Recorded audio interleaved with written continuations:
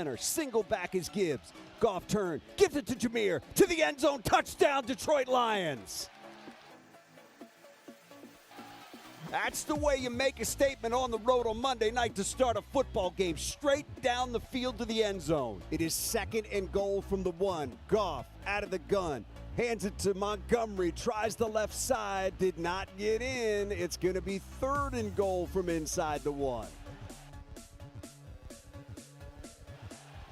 They say he did get in. Late call. There it is. Touchdown, Detroit Lions. Better late than never. Out of the gun. Jackson's got it. Running to his right. Wants to throw. Now being pressured. Ball's loose on the ground. It is recovered by Jackson, but it does not matter. That's Lions football. A 4th down stop by this team. Jackson tried to roll out, had a run-pass option, and Jack Campbell was there to knock that ball loose. That is a big-time stop by that defense.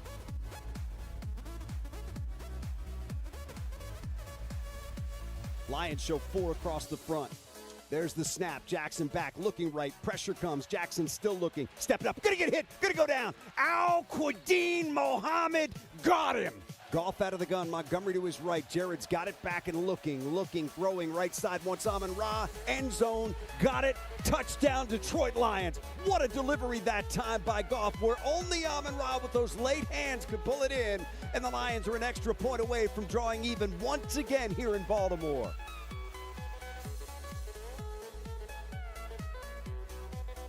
Jackson fakes the give to Henry, wants to throw, steps up, gonna get hit, gonna get spun down again. That's another sack by that Lions defense. That is Al-Quadin Mohammed for the 2nd. Yeah, 1 2 1 2. 1 2 1 2. Mic check. Hey, can y'all hear me out there? Against all odds. Against all odds. Against all odds. Against all odds. Against all odds. Against all odds. Podcast. Shout out to Rockhound Detroit Lions, man. My pride. Rise and Grind Morning Show is the best podcast in the world. Meek Robinson. All right. Happy Tuesday morning to everybody out there. It's the Rise and Grind Morning Show. Of course, I'm your host today, Will Rock. And Eric will not be joining us today. He's got some previous appointments in that he had to take care of. But I'm here, and we'll have all 22 on at some point here later in the morning discussing what the hell just happened in Detroit. Coming off a bye week, extremely, extremely disappointing loss to the Minnesota Vikings that have been not a good football team for the last few weeks. And you expected a team that was going to be rested, that was going to be prepared. And I think it was anything but. And I got a lot of text messages this morning already about some rumors and everything else going on. So I'll try to get to it if I can. Honestly, I'd have to say that I have not spent updates, the fallout, the post game. It's everything today, and it's just me. And then all 22. But we're going to get into it all right now. Pressured by Hutchinson, he goes down again.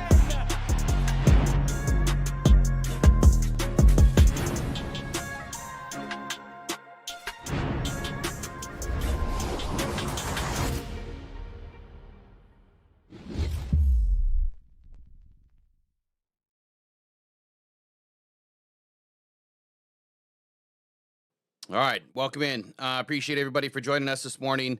If you haven't, do us a huge favor and subscribe to the channel. Of course, that helps us out. But just simply liking the show this morning will help us get out to more Lions fans just like you.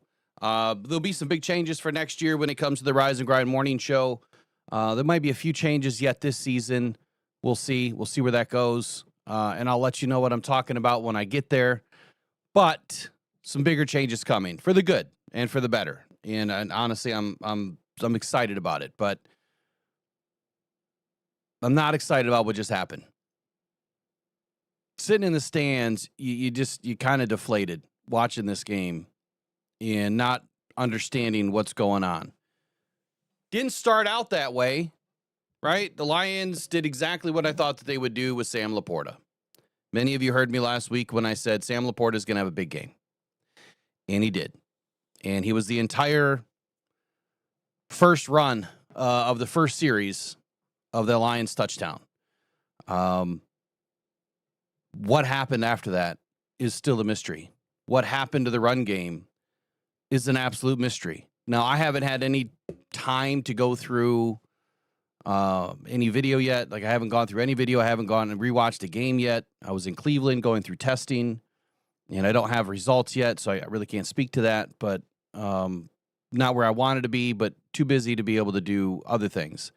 So I can't confidently go in and right now and say, this is what happened, or this is what I see happened, or I can just tell you what I saw from the stands. Offensive play calling that was atrocious at times. I saw assignments that were being missed. I saw the same Minnesota defense stacking up, sending an unblocked or sending an extra defender through the middle to isolate Jahmyr Gibbs. And during the game, I text to Twitter. I put a post out, and I'm like, "Hey, John Morton, wake the hell up! Like, when are you going to go to 7-man protection? When are you gonna start doing something to make the changes in the game?" And I can't say that I'm surprised, but then Dan Campbell yesterday says the same damn thing. So let me, I didn't even think about bringing that up this morning as far as on my Twitter, but I want to bring it up because I did clip the video. I have all sorts of issues when I post to Twitter. It's like, I'll put it up 3 or 4 times and it seems like it never works.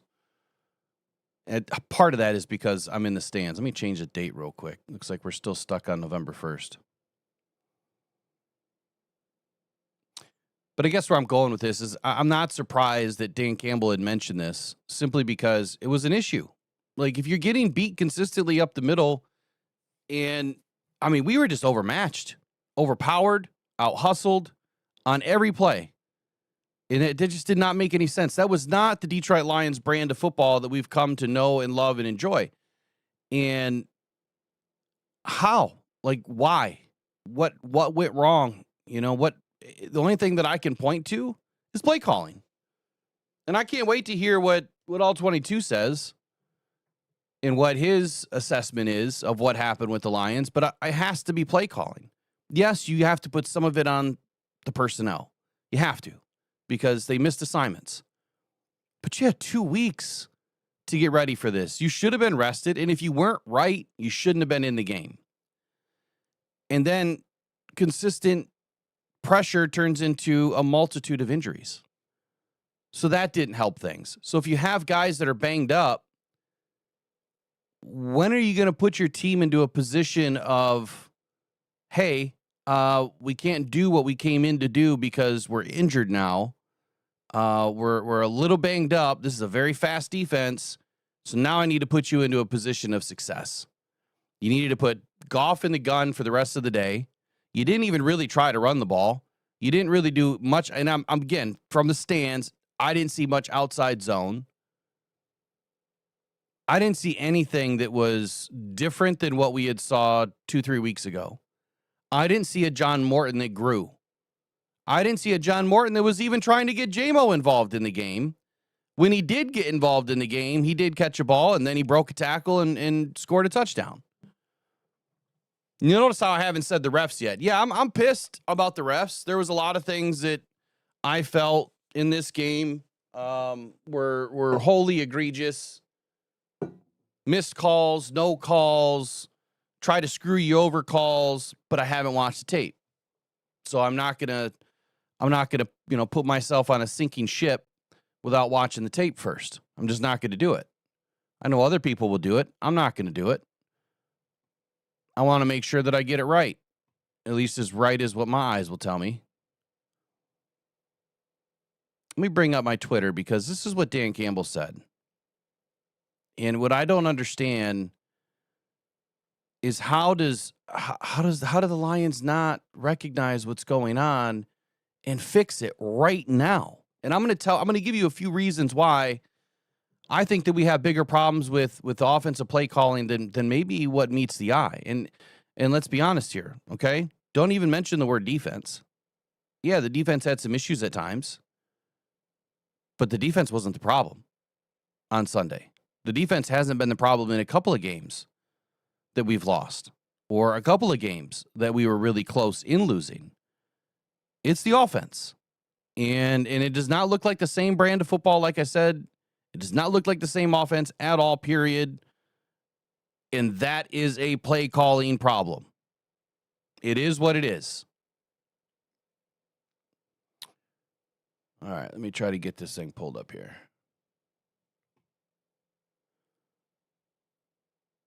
And if here's hot take number one for the day. Here's hot take number one. Is John Morton out? Is he already out? Is he done? Is there going to be a change? Is Dan Campbell going to hitch his wagon to John Morton and whatever happens, happens? So I guess that's kind of two things. Do you think that John Morton is out? Do you think he deserves to be out?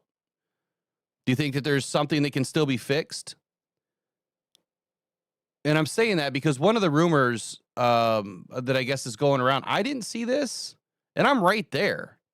Like where my seats are, I'm right there. But I guess someone was saying that there was an argument between, let's see, John Morton and Jared Goff. I think that was it. Or was it Hank Fraley and Jared Goff? Someone remind me. I know a couple of you guys in the chat were texting me the info. Remind me again. What is that rumor? Because I didn't see anything. And I'm right there. I didn't see one thing, and I'm constantly watching the sideline. Constantly. As a matter of fact, when things are going really bad on the defense, I grabbed my dad and I said, "Hey," I said, look down at the sideline right now. I said, the one thing that I was disappointed in is I don't see Kelvin Shepherd going and talking, when we did have some defensive issues. I didn't see him go and talking to the defense. I didn't see him going from position group to position group. I mean, I saw Deshae Townsend do it. I saw, Elliott. I saw him go talk with the linebackers. But I didn't see Kelvin Shepherd get to everybody or corral everybody into a group and say, hey, these are the things that need to be fixed, right? I didn't see that. But you know why else? I'm kind of pissed about this John Morton thing. I warned y'all that him being in the box was probably going to be a problem at some point. God, this chat is flying. Hold on a sec. Trying to get this set up so that I can play this for you. I'm a little bit behind, if you can't tell. I got in really late last night. So I'm going to be doing the best I can. It was fake rumors. Yeah, probably. But remind me. It was Goff and Morton. I think it was in the locker room. Yeah, so look, if it happened in the locker room, like that's not going to make it outside of the locker room. Unless you know somebody that's in the locker room, it's not getting outside the locker room. And I guarantee you right now, a media member, they would be stupid to give that information to anybody because it's kind of a pretty easy way to narrow down where it came from. There's only so many guys that are in the locker room that have a media pass. So it's one of these guys, and if it gets out and it becomes a big problem, then yeah, they'll figure it out.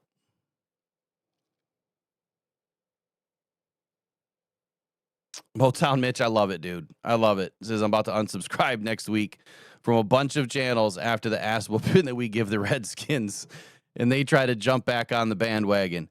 Yeah, look, my brain is going to be scattered this morning, so let me try to rein myself in.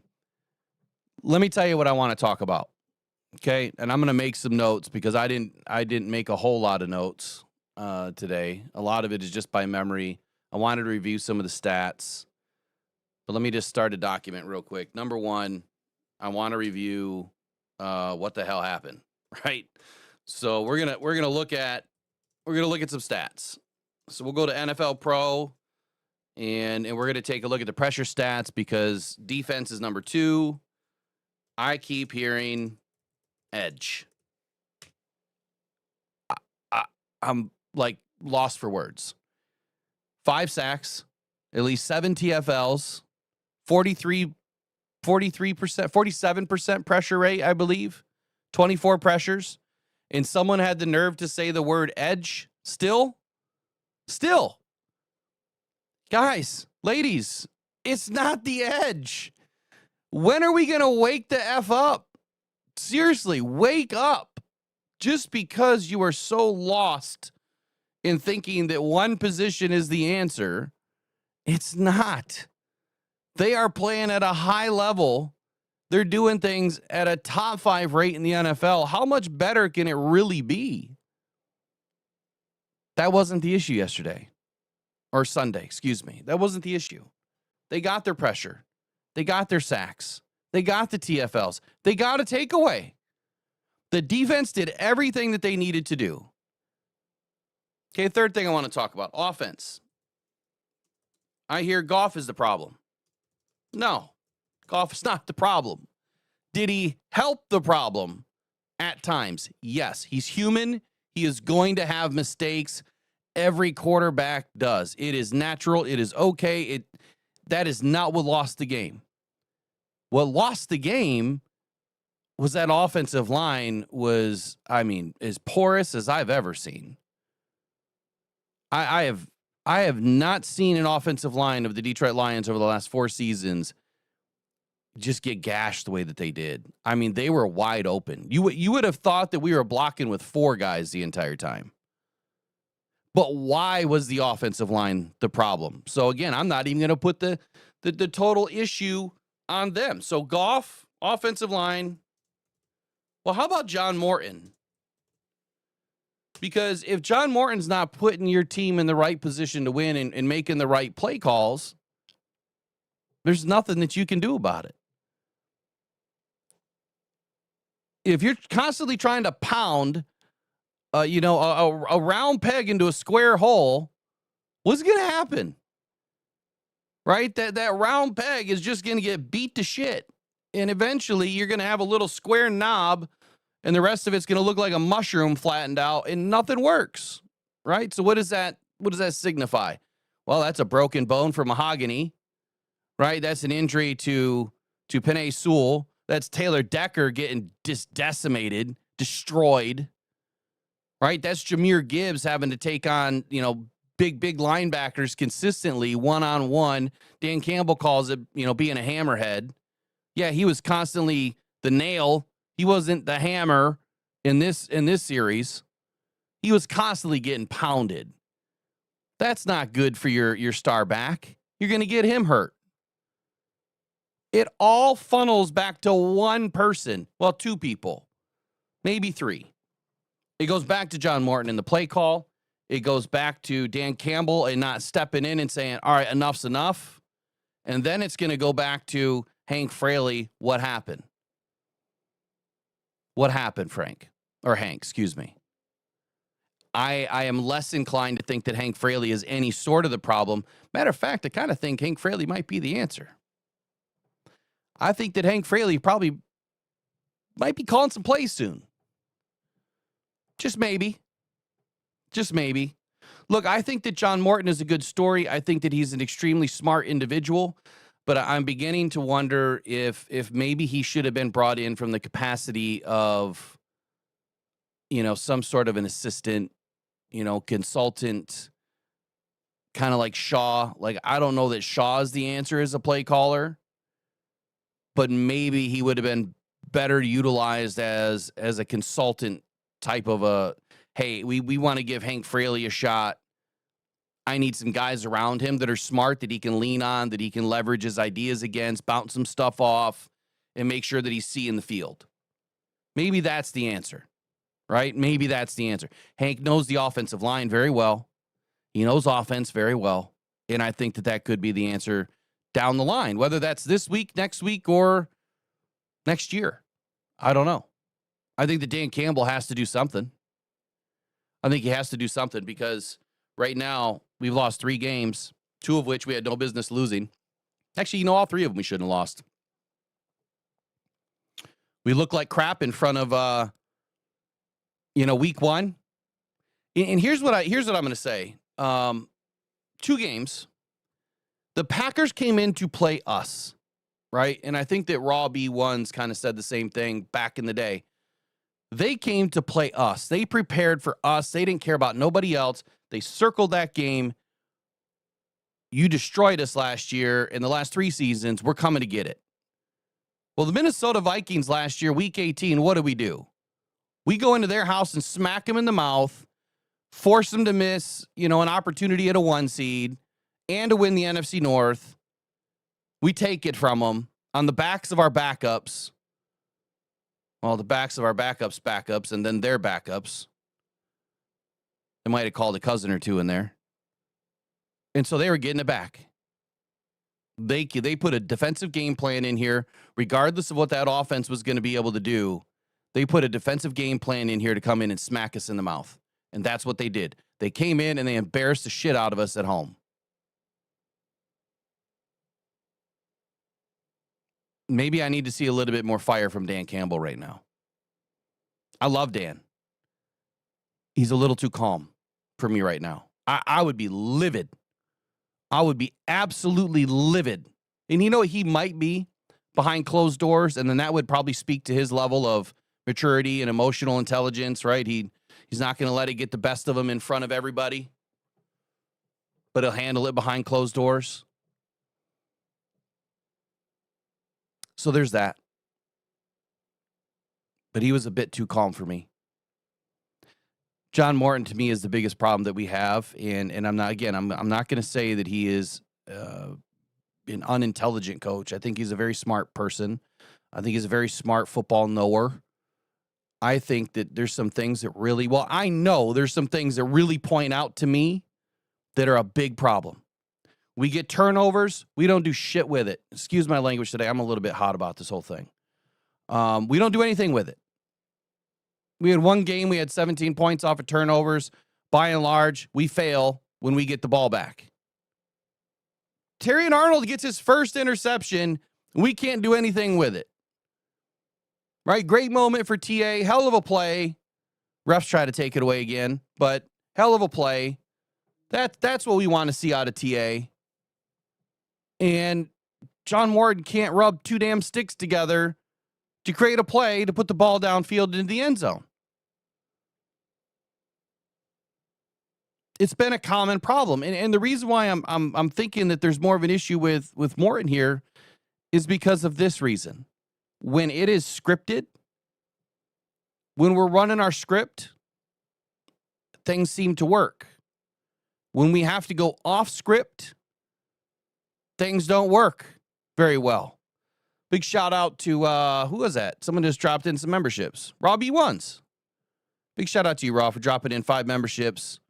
Ooh, who got the memberships here? Billy G? Was that Billy Jean? No, I'm just kidding. Your dad, Bubble Popper 24, Crazy Clown, and it looks like Kristen Gaudette all received membership this morning. Congratulations and big shout out. Big shout out to you, Robbie Ones. And then you just dropped $5 donation too. Hold on here. Says, can you open the phone lines, please? Not trying to step on your toes, but man, I have a lot to say. Yes, I will open phone lines 1,000%. I got you, buddy. I got you. Just got to give me a few minutes. I mean, you got to remember, it's been like 48 hours. I've had all this pent up as I'm laying there in all these MRIs, right? I'm laying there and all I can see is reruns of what's going on in my head. Just furious that we couldn't get out of our own way, man. We couldn't. And we should have been able to. It's been a common, look, the common denominator theory to me is this. If you have a simple problem or the same problem over and over and over again, well, instead of being, psychotic about it and doing the same thing over and over and over and over again, why not fix that common denominator problem? If it's John Morton and we're not scoring, we're not able to, to take care of the football and put it into the end zone after an interception or after a fumble recovery, or the defense, shuts the offense down and gets them on a 3 and out, and you got good field position and you can't do anything. One other thing I wanted to say before I forget, I better write this down. I'm just going to say it right now. Dave Phipp. Love Dave Phipp. Think he does an excellent job. Do y'all remember? I'm going to do a video about this later. But do you remember last week when he was asked Dave, how come you kick the ball to the same side of the field every time? Do you guys remember that? And his answer was, well, that number one, that is, that's where they kick the ball the best, right? That's where his best ball is. Talking about, Fox and Bates, where they boot the ball on kickoffs or punts. And then he went in a little bit deeper and he said, over time, maybe teams can plan for you and they might, I can't remember his exact phrase. That's why I got to do a video about it. But he said that, teams can kind of plan for you and they might be able to get the better of you or something to that effect. And then your team, your guys, they know where the ball's going to be. So they're already pre-planned their routes. They know where they're going. They're more efficient at it. Did we kick the ball to the opposite side this weekend? Am I nuts, or did we kick it to the opposite side this weekend and it burned us?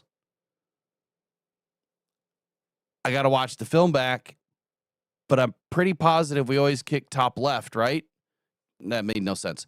We typically kick the ball top left on kickoffs and punts. I think Jack Fox rarely puts the ball on the bottom right. I got to watch the tape back, but I think we did something different and it burned us. Or if we didn't do something different, it still burned us because we do the same thing over and over and over and over again. Which answer is it? I know it's kind of weird to have both answers. I need to go look. But Dave Phipp just spoke to it last week, and something blew up in our face. Something blew up in our face. Penalties. We cannot have 10 penalties. Now, the refs, huge problem in this game. Not the only problem. Not the only problem. Yeah, our O-line is bad, says Lost Angels. When we go against elite defenses, our O-line can't hold. Graham is not a good center, and Decker looks washed from injuries. Graham has been solid. So just so you are aware of this, I did watch a couple of plays through highlights. Look, Graham was not the one that was getting beat through the center all the time, right? He was doing what he was supposed to do. It was Gibbs. It was Gibbs that was getting beat up through the center. But I'll digress off of that because I need to go finish watching the film myself. But to your point, and I appreciate your $4.99 super chat, is we are not the same offensive line, and this offensive line was beat to hell on Sunday. Like at one point, there was people behind me like, what are they doing? Are they cheating? Are they kicking us? Are they punching us? What are they doing? Because our guys just kept going down left and right, and it didn't make any sense how they were able to just get after us. A top 3, top 5, top 10 offensive line, but a top 5 for the last 3 seasons. Number 1, number 2 the last couple of seasons. Doesn't make any sense that we're getting beat up this bad. But what does happen is teams do get used to what you do. They do get used to your players. There's a ton of film. And if you're not able to be different, if you're not able to, put some new strategy together, well, eventually catches up to you. That's why teams change coordinators and play callers and coaches, because they need a different look, right? They need something different. They can't get stuck.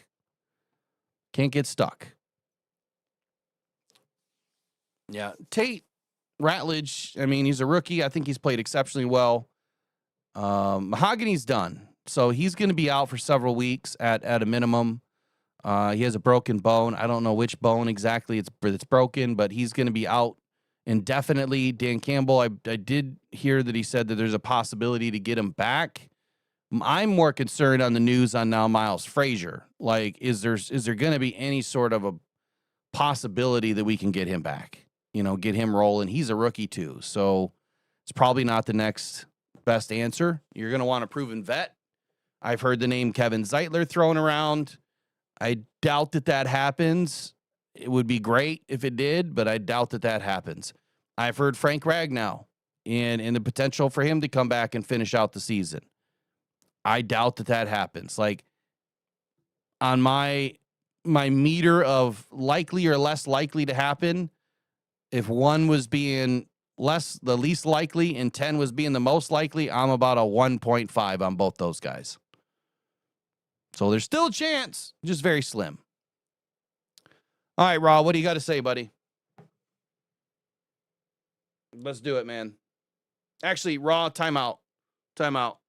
Give me 30 seconds, and then I'll bring you in. I'll be right back in 30. I just got to do something real quick. I'll be right back in 30. Stick with me. More coming on the morning show. We're going to break this wide open. All 22 is going to be joining us here shortly. He's going to give us his breakdown, too. 30 seconds. I'll be right back. There we go.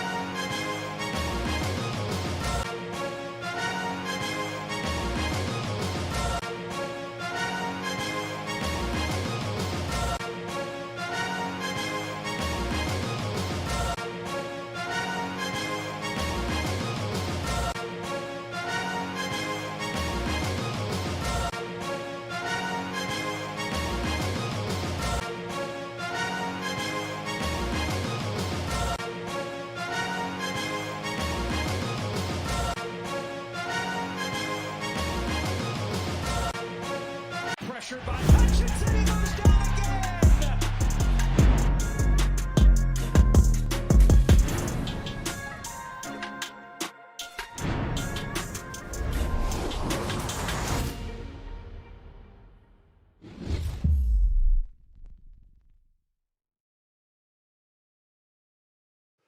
All right, back.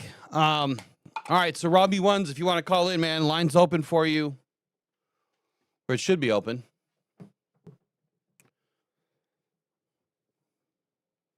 Let me get into the chat here for a moment. What are your guys' biggest concerns? So I put a poll out earlier this morning. Does John Morton get fired? Wow, 55% of you feel no. 135 votes. 45% say yes. We'll leave that poll going. Look, I'm not saying it deserves to be fired, but I think that something deserves to change. All right, let me get back into this rumor real quick. So this morning I was texted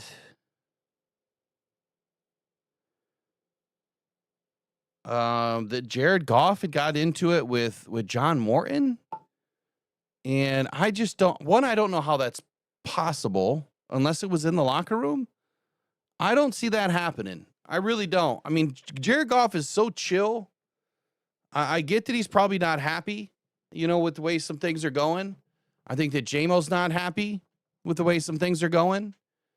But I don't see Jared Goff doing anything publicly. I don't see him doing anything in front of his team unless it was needed, meaning Jared Goff needed to stick up for his players and say something, quite simply because of what was going on. Did you just call? Why didn't it ring? Oh, wait, is Do Not Disturb on? Yeah, it is. All right, here you go. Try again. Sorry, bud. My problem. Or my bad. Call again. Or I could call you, I guess.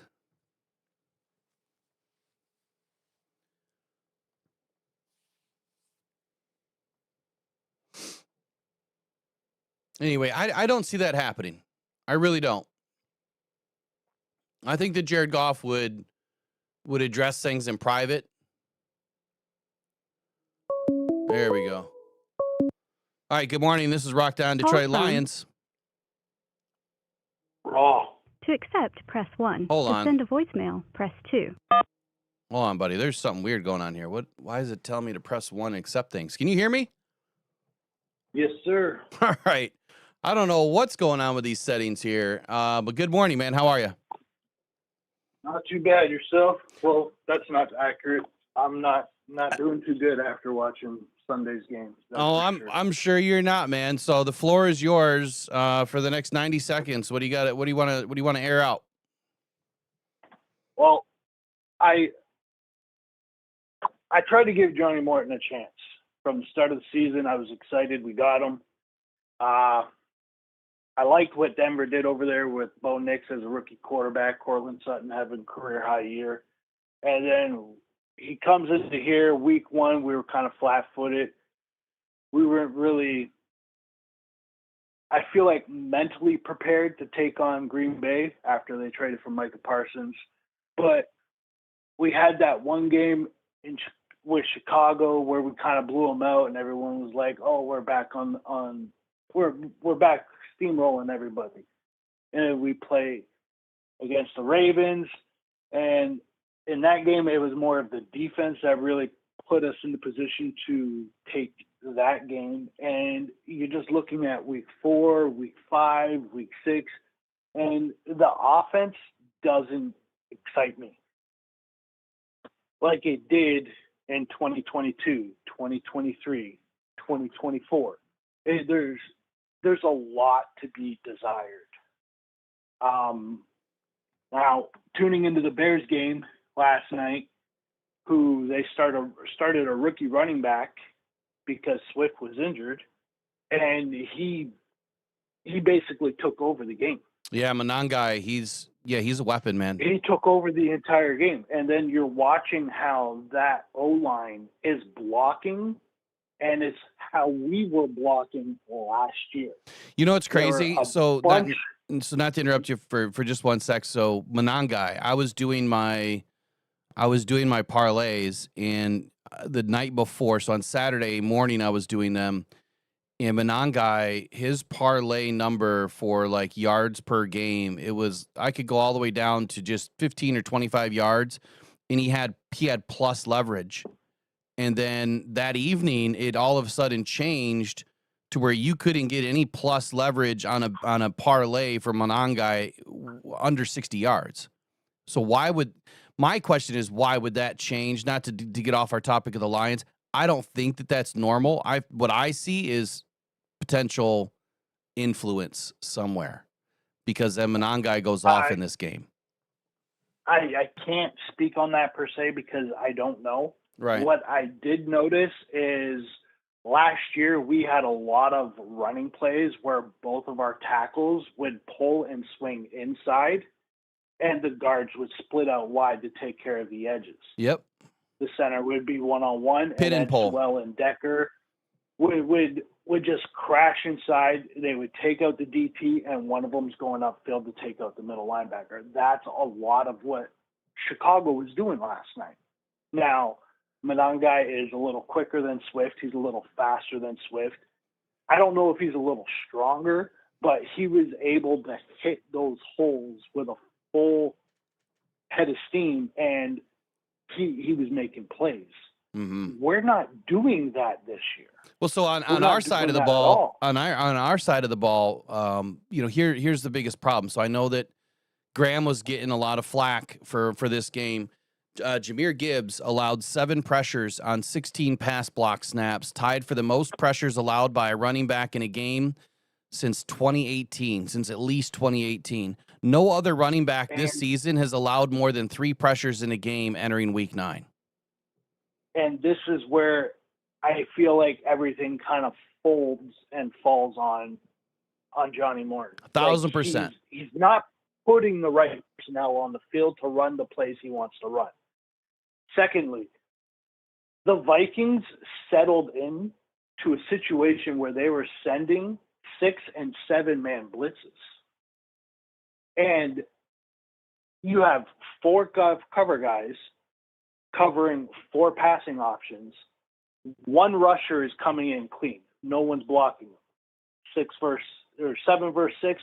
It's a mismatch. Even if you keep the tight end and the running back in, it's still a mismatch because the running back's trying to take care of whoever's coming up the middle, and sometimes that guy's coming off the edge, that extra guy. So we were basically running verts, and by the time Goff had pressure in his face, our receivers were running into cover.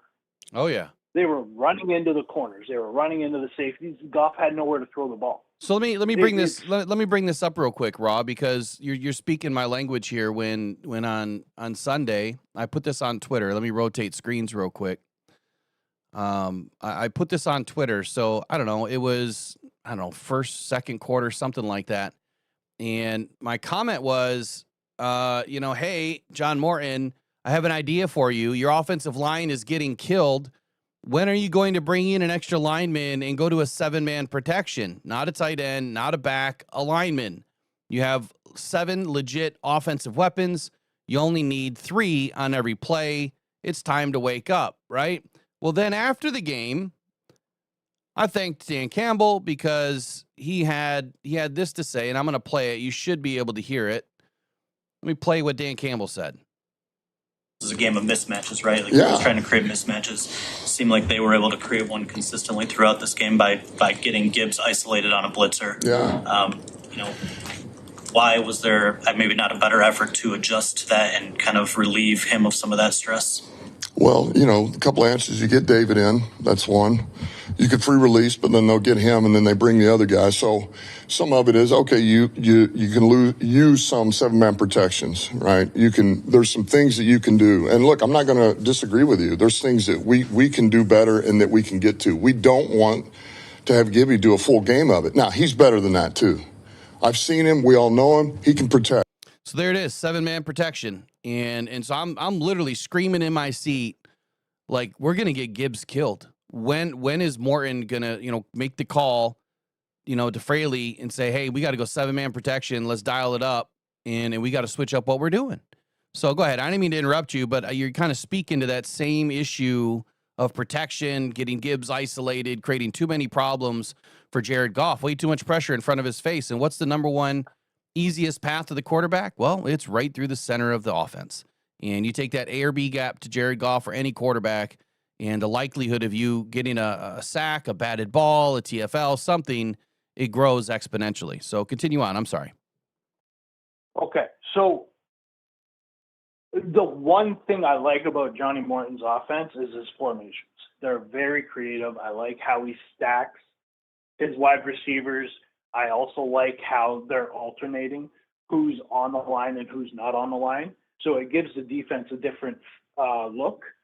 But I also like how they're stacked, and they're also stacked beside the tight end a lot of the times. So you're creating that overload mismatch on one side of the field.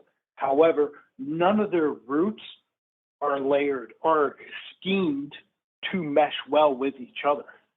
It just seems like it's like it's like the left hand. When you're looking at the field, yeah, the left hand doesn't know what the right hand's doing, man. When you're looking at the field, it just looks like visual diarrhea, or like you can't see where the concept is going to open up that one target for Goff.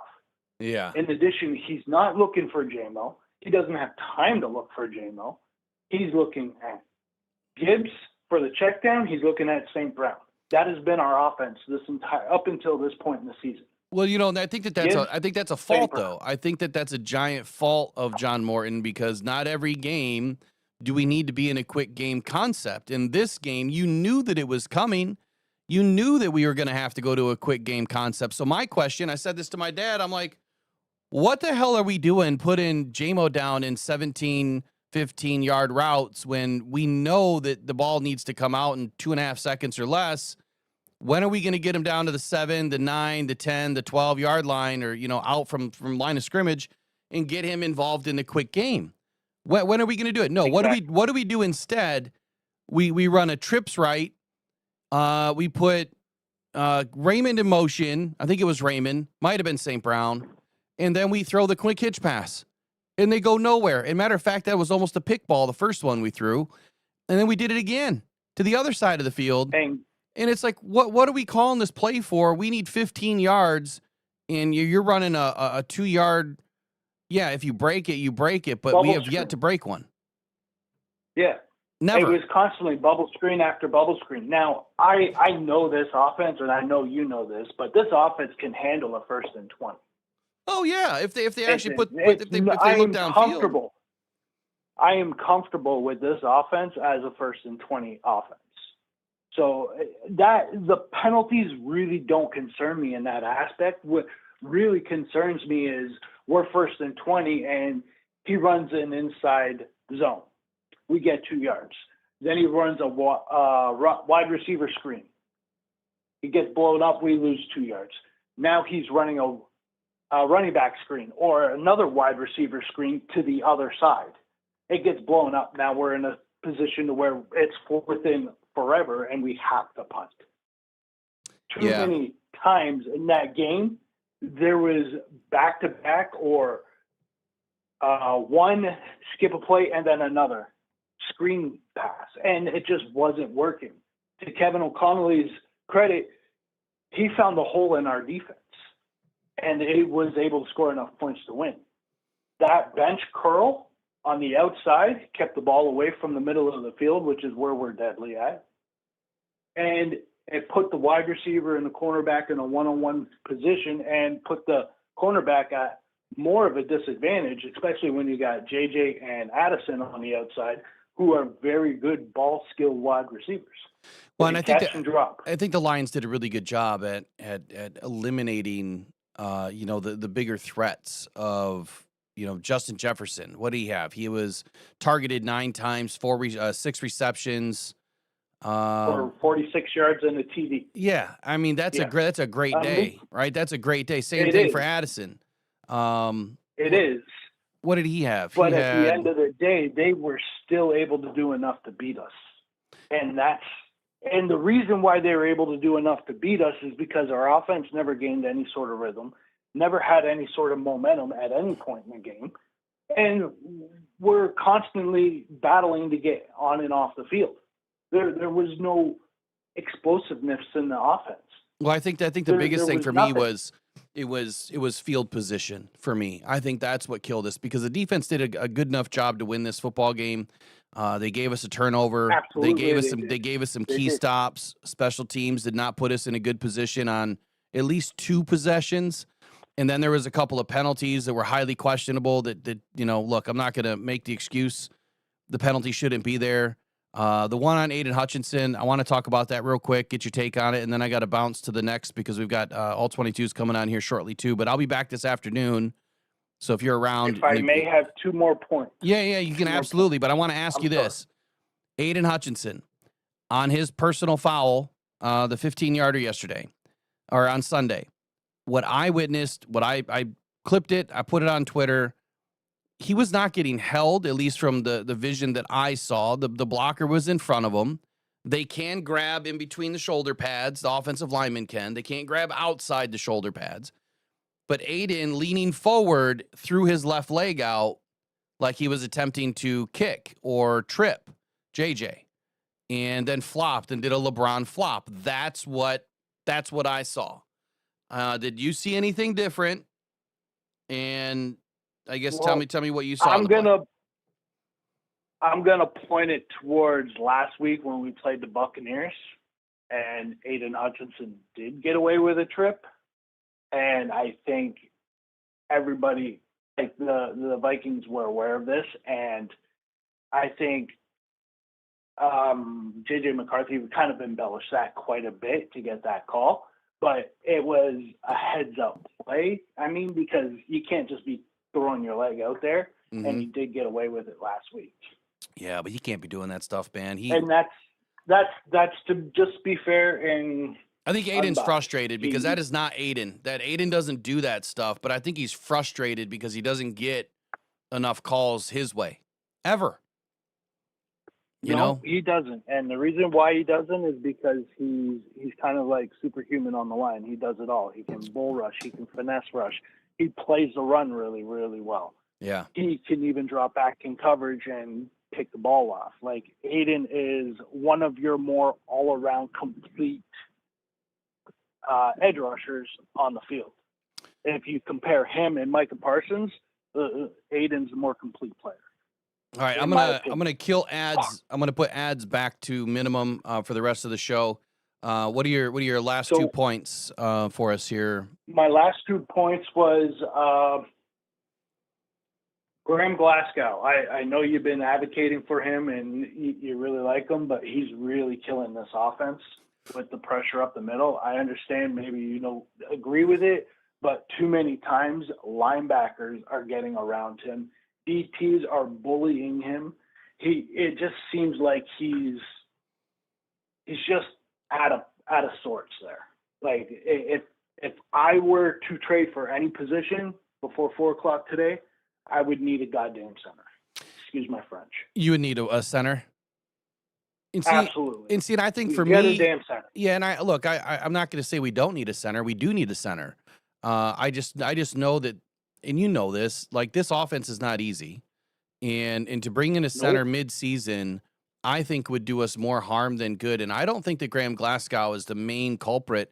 Jahmyr Gibbs is the one that allowed 7 pressures yesterday through the middle on his assignment. He did, and that falls back onto Johnny Morton and putting the right personnel out there. Right. Why are you putting Gibbs out there to pass block when you need Montgomery out there? And so that, well, not Gibbs only might that, be a little bigger than Montgomery, but Montgomery's shorter. He's got the legs. He's lower to the ground. He's got more oomph. You know what I mean? Well, yeah, he benches over 700 pounds. He has the tree trunks to be able to stand in there and take on a block. Gibbs, I mean, yeah, he's fast, but I don't know that he has the anchors, the sledgehammers that I call it for Montgomery. I don't think that they compare in any way, shape, or form when it comes to being able to block. Gibbs can block, but I don't think he's anywhere near the blocker of Monty either. But the answer is it's neither, right? The answer is 7-man protection. The answer is put a tight end in motion and you crash the middle of the offense and you have one less weapon on the offense. But now you've got Jared an extra quarter to, a half of a second of time. And that yesterday was the difference of getting the ball off and getting a sack. That's all we needed was an extra quarter to a half a second. And if you put a tight end in motion, you slam the center. They used to do it with Amon-Ra St. Brown. They'd put him in motion. They'd slam the center of the offense with him. He'd pick up a block or he'd help, Graham or Tate or somebody block. And that gave Jared enough time. They didn't come off the edge all the time at us. They went the center route. That's what Minnesota did.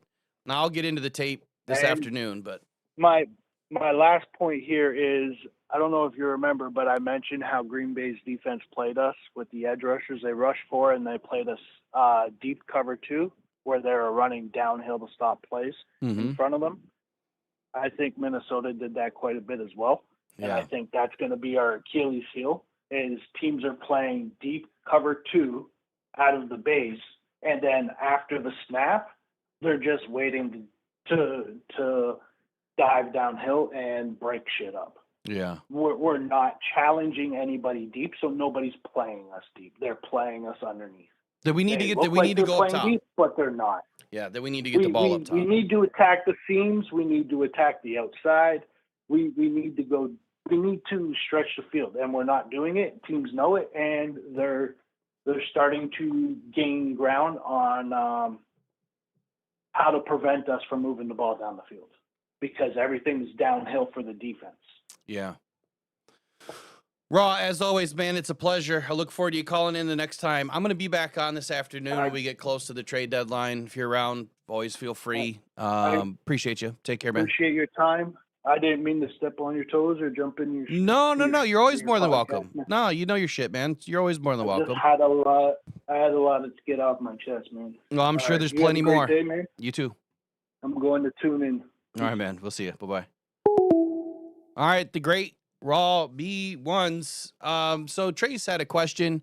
Why are we blaming Gibbs so much for the pressure? He's not a lineman and shouldn't have to be out there. Yeah, it's not so much that we're blaming Gibbs, is I think it's the scheme, right? And I say this all the time about other things. We're blaming Davenport or AQM. We're blaming somebody because we're not getting pressure or we're not getting sacks. And It's the same concept, right? If the scheme is telling you no, if the scheme is telling you that you're not going to be getting after the quarterback on this play, that you have another assignment, you're not going to get a sack, right? Or you're not going to get a pressure. Maybe your assignment is to stay home, contain the edge, make sure that the run game doesn't, flow your way, and then get outside, contain, and gash you for a first down. Same thing for Jahmyr Gibbs. Look, that guy is a threat when he's used as an offensive weapon. He is a problem to a degree when he's used as a blocker, because that's not his primary role, and you're giving him unintended or too many hits for no reason. He's taking more hits as a blocker than he is as a running back in Sunday's game. Those hits do tend to pile up, right? You end up getting bruised everywhere, and over time, your body just slowly breaks down. Why are we putting Gibbs in that position? It doesn't make any sense. That's why I was screaming from the top ropes, 7-man protection, put another lineman in there. You don't, look, do we really need 5 weapons on every play? We don't. Look, I'll stack up 3 of our weapons against any other 3 in this league. And if they can go win with 3, why can't we? I think it's just greedy, arrogant, unintelligent play calling, putting our guys in harm's way, not utilizing them to their best potential. Put a fullback back there, right? Put an extra lineman back there. I would have stacked a lineman.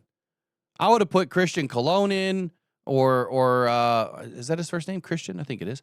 Either way, I would have put a skipper back there. I would have put anybody back there as a fullback just to go slam the middle of the line.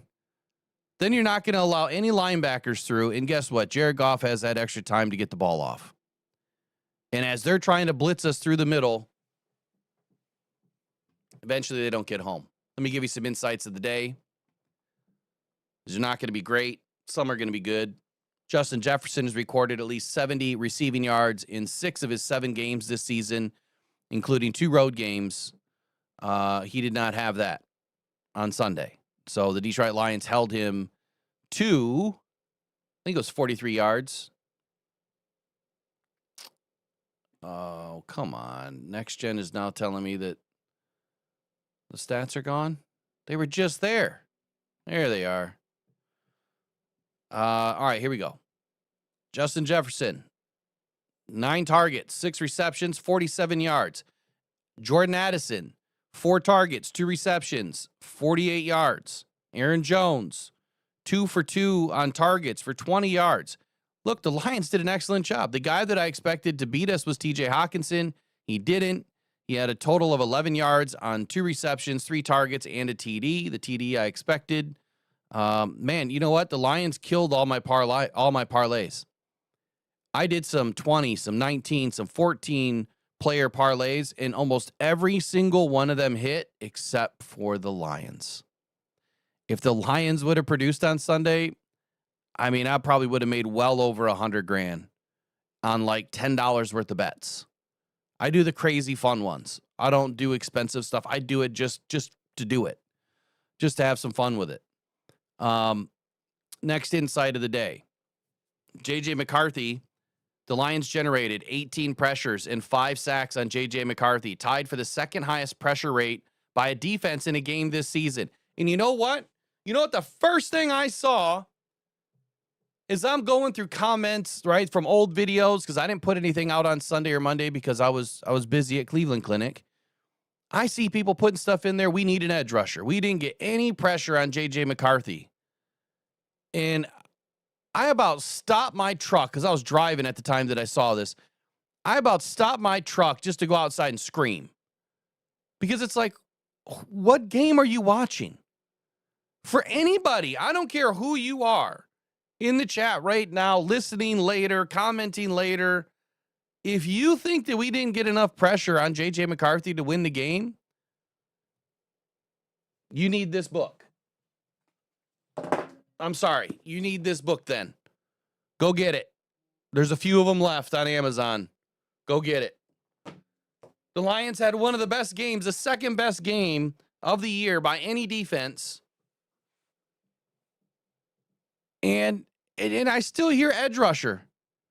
Like, this blows my mind. No. The position that I've been telling you guys for 3 weeks now that we needed to go get at the trade deadline, offensive line. Offensive line. I've been saying it. Left tackle. Taylor Decker is going to be one injury away. Go get it. Go get some backups so that we have some guys that can go deep into this season. And guess what happens on Sunday? Our offensive line gets trashed. But our edge rushers are healthy, and we've got 2 more coming back. Why would we need another edge? No. If anything, we need to go get 2 or 3 offensive linemen. We need to get deep on the practice squad. That's what we need to do. We need to have guys ready to come up. Taylor Decker, I'm sorry, his season it's too up and down. And you cannot protect Jared Goff with a left tackle that is good one play and then bad the next. And look, I love Taylor Decker. He's been an absolute Iron Man for this team. The fact that he even came back into this game limping and fighting his way through should tell you enough about this guy. I wholeheartedly appreciate everything that Taylor Decker has done for this squad. But right now, Brad Holmes needs to consider the fact, and Dan Campbell needs to consider the fact that Taylor Decker needs to be shut down for at least 4 weeks. They should have never brought him in week 1 if he wasn't fully healthy. And they shouldn't have allowed him to... Hold on.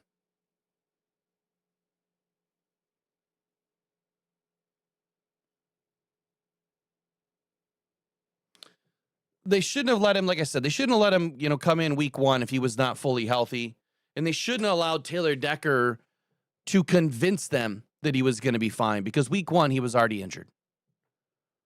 And they've just been putting Band-Aid on it, over Band-Aid, over Band-Aid, and it's not working. It's just not working.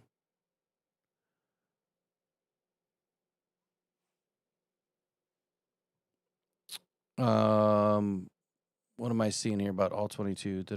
Hold on. See in the chat? I know he had to do something real quick, and then he's going to jump in. Anyway. So we need O-line.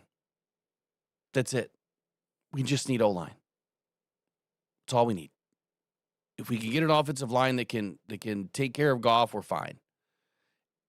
And then I saw this. Jared Goff is the problem. Why would Jared Goff be the problem if the offensive line is not able to protect him? Right? Go look around. Just go look around.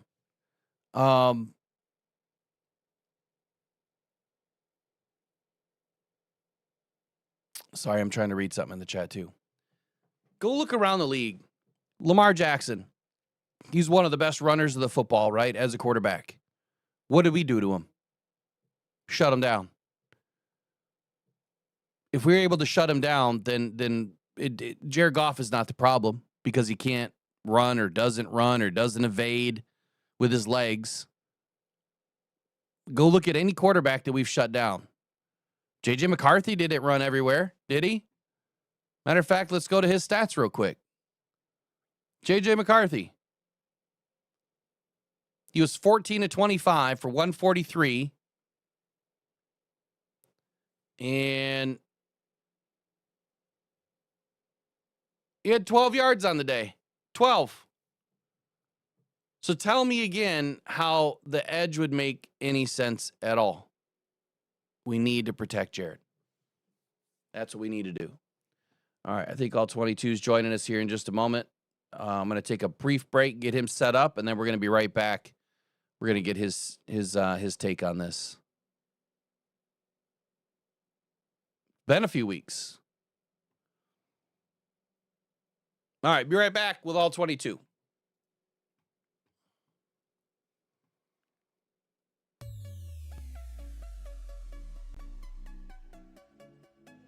Center, single back is Gibbs. Goff turn, gives it to Jameer, to the end zone, touchdown, Detroit Lions.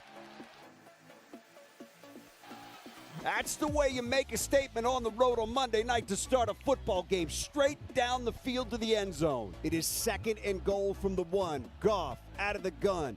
Hands it to Montgomery, tries the left side, did not get in. It's going to be 3rd and goal from inside the 1. They say he did get in. Late call. There it is. Touchdown, Detroit Lions. Better late than never.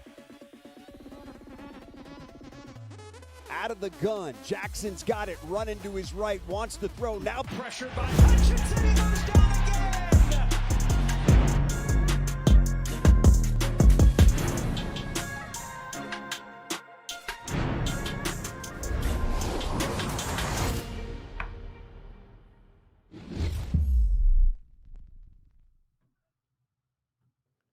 All right, so we're back, and we have all 22 on the line. Can you hear me, Derek? Can you hear me this morning? Yeah, man.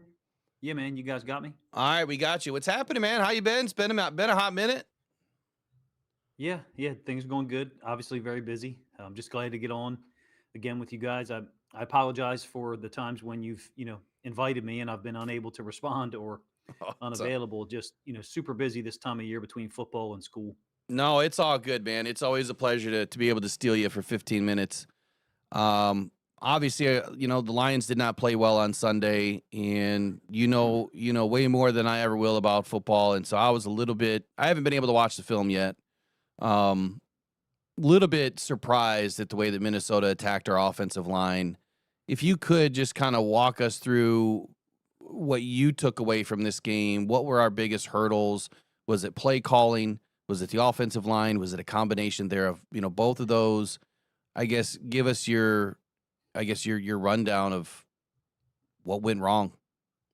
Yeah, I mean, there's obviously a lot of different factors. It takes two to tango. So I feel like Minnesota getting Van Ginkel back helps them a lot. Also, it must be said that the hybrid inside linebacker, outside linebacker, Eric Wilson for them, essentially he's like their Derek Barnes, I would say. He played a whale of a football game. And, whether he was lined up at outside linebacker, traditional edge rusher, or inside linebacker, they definitely made a point to attack the pass protection up the middle. I don't know about you guys, but watching it live, you had this sense that they were using, 6 or 7 or 8 different blitzes to attack the pass pro. And then you get the film and that's not the case. I mean, it's really like 3 different ones they're using and not really much else. I mean, occasionally you had some anomalous stuff that you would consider the 4th or 5th category, but generally they were bringing 1 or 2 inside linebackers up the middle and dropping both outside linebackers, edge defenders, as most people refer to them, out in coverage. And it just seemed like the Lions had no answer for it. I have a comparison point as a fan. The frustration that Lions fans are feeling and felt while watching that game, I think is almost identical to how the Ravens felt years ago. We had a terrible team in 2021. We went down to Miami on a Thursday night football game, and Brian Flores was calling the defense for Miami. Some people may remember this. They run zero blitz like 34 times against Lamar Jackson. We had a terrible offensive line. And I think Flores, for better or for worse, whatever people want to say about him, if you've got a weakness or something structurally that perhaps he can exploit, he's just going to stay with it. He doesn't seem to me to be a guy who's needlessly going to deviate from what's working. They were able to stop or slow down the run game, and then he was able to get to those blitz situations that cause problems. So I wonder about some predictability elements. Yes, I do, in terms of run and pass, but I can't really put my finger on that and say anything definitive. I don't know. How did it feel to watch the game? It had to be. I've been there twice now against the Flores defense, and Lions fans, you've really been spoiled in the last 2 years against Flores because this is kind of what he does against some teams, and unfortunately, it happened to Detroit on Sunday. Well, I can tell you from sitting in the stands, I mean, I was obviously I wasn't happy. I started to key in on the sidelines to see, hey, was Calvin Shepard talking to the guys? Was Hank Fraley trying to get these guys, riled up and try to figure out a plan? Where was David Shaw? Was he communicating from Johnny Morton? And look, I don't know what the conversations are on the sidelines, but I just didn't see enough from what I've seen in past seasons where you always see those images when you watch from home on TV where you've got the coach surrounded by all the guys and they're kind of going through film or the pictures, right? Not film, the pictures. And I don't see that this year as much as I've seen in years past. And I'm wondering, with Johnny Morton being up in the box and Shaw being the main communicator, is that part of the problem? What is the answer? I thought while I was sitting there, like, when are we going to go to more 7-man protection?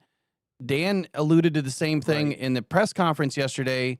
Could you kind of walk us through, because you can speak to a much higher level than I ever will. So the 7-man protection on why we were not utilizing it, what was prohibiting us from using it, and would it have made more sense to go maybe with 3 or 4, 3 or 4 offensive threats as opposed to 5 on every play, or the ability to have 5, maybe dropping a tight end behind the line of scrimmage and using them as an H-back as opposed to whatever the hell we were doing because it wasn't working, Yeah, some of those stunts that Flores and many teams run, they have an add-on option. I think you see 2 examples of it with Blake Cashman, where one of the inside linebackers is on a predetermined blitz, meaning it's hard-coded. He's going to blitz no matter what.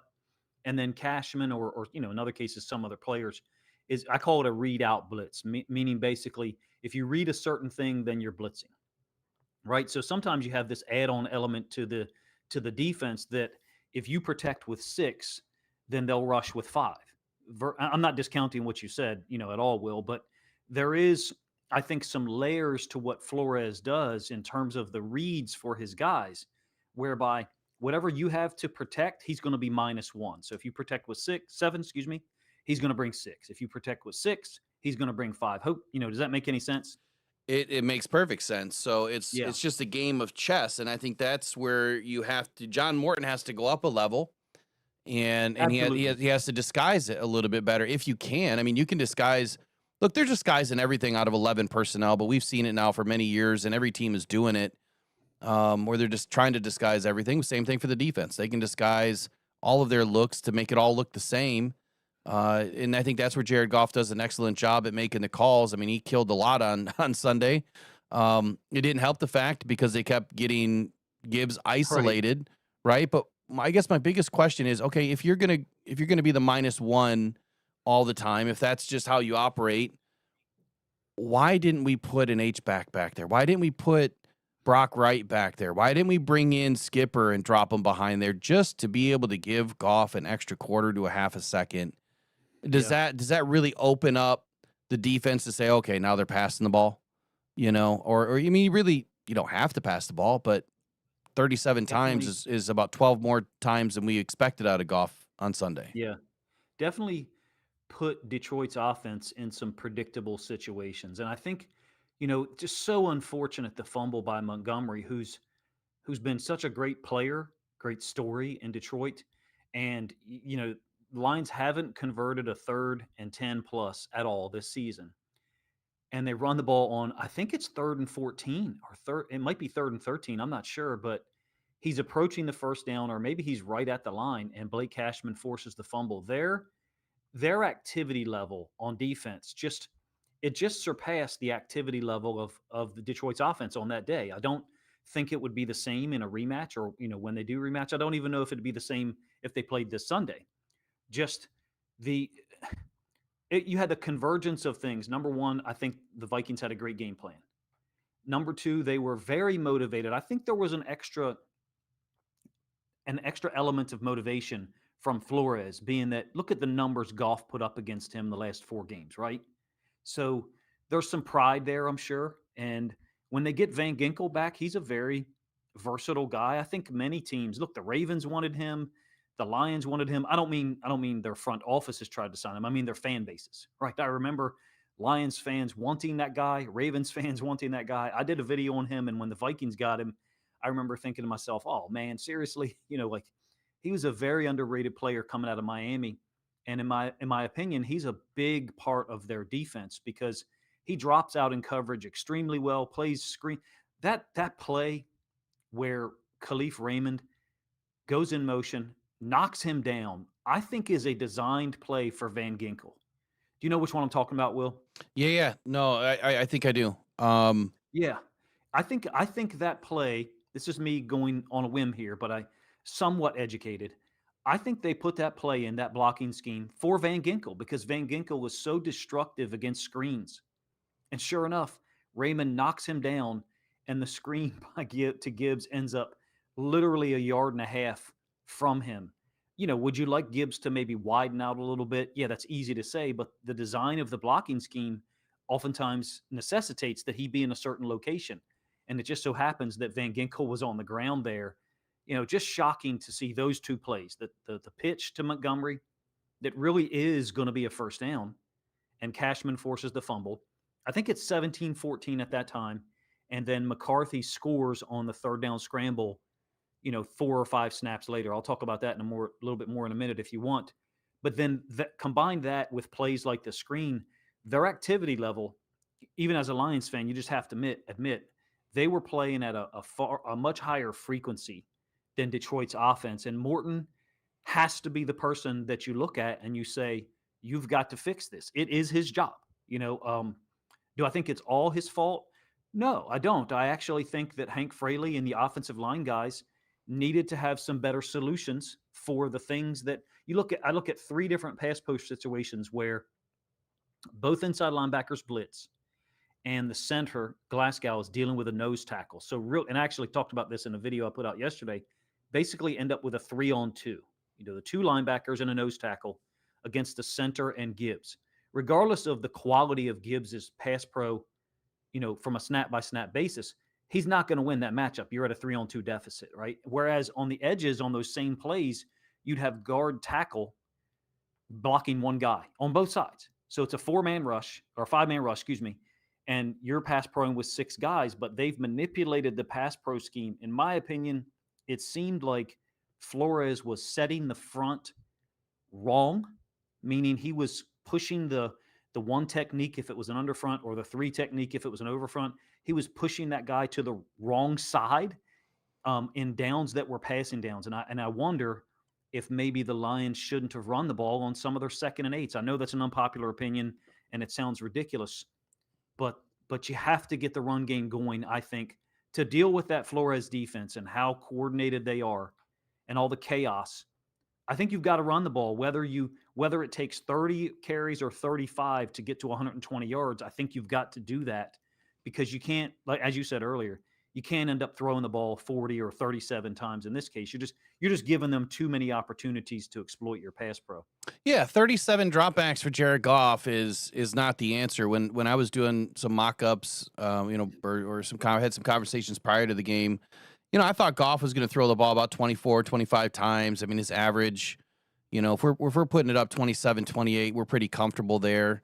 And the fact that it goes above 30, I mean, the idea, at least from the metrics that I've tracked, is you put the ball up 30 or more times, you're probably going to throw an interception.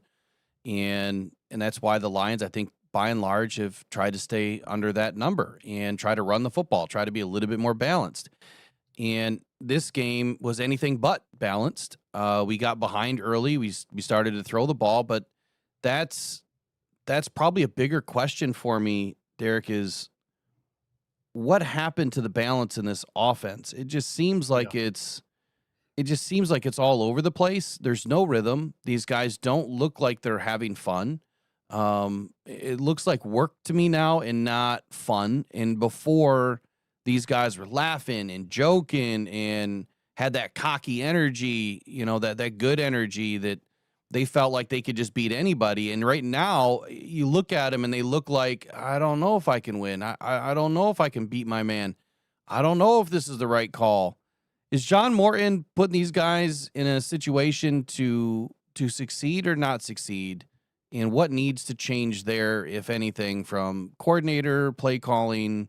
What would you do if you were the head coach right now? What would be the first thing you would fix? Some of my answer is speculative, to be honest with you. I don't know this to be true, but I suspect, that there's some data by possession. And what I mean is, Gibbs is starting the game, generally playing the whole first possession, right? Yeah.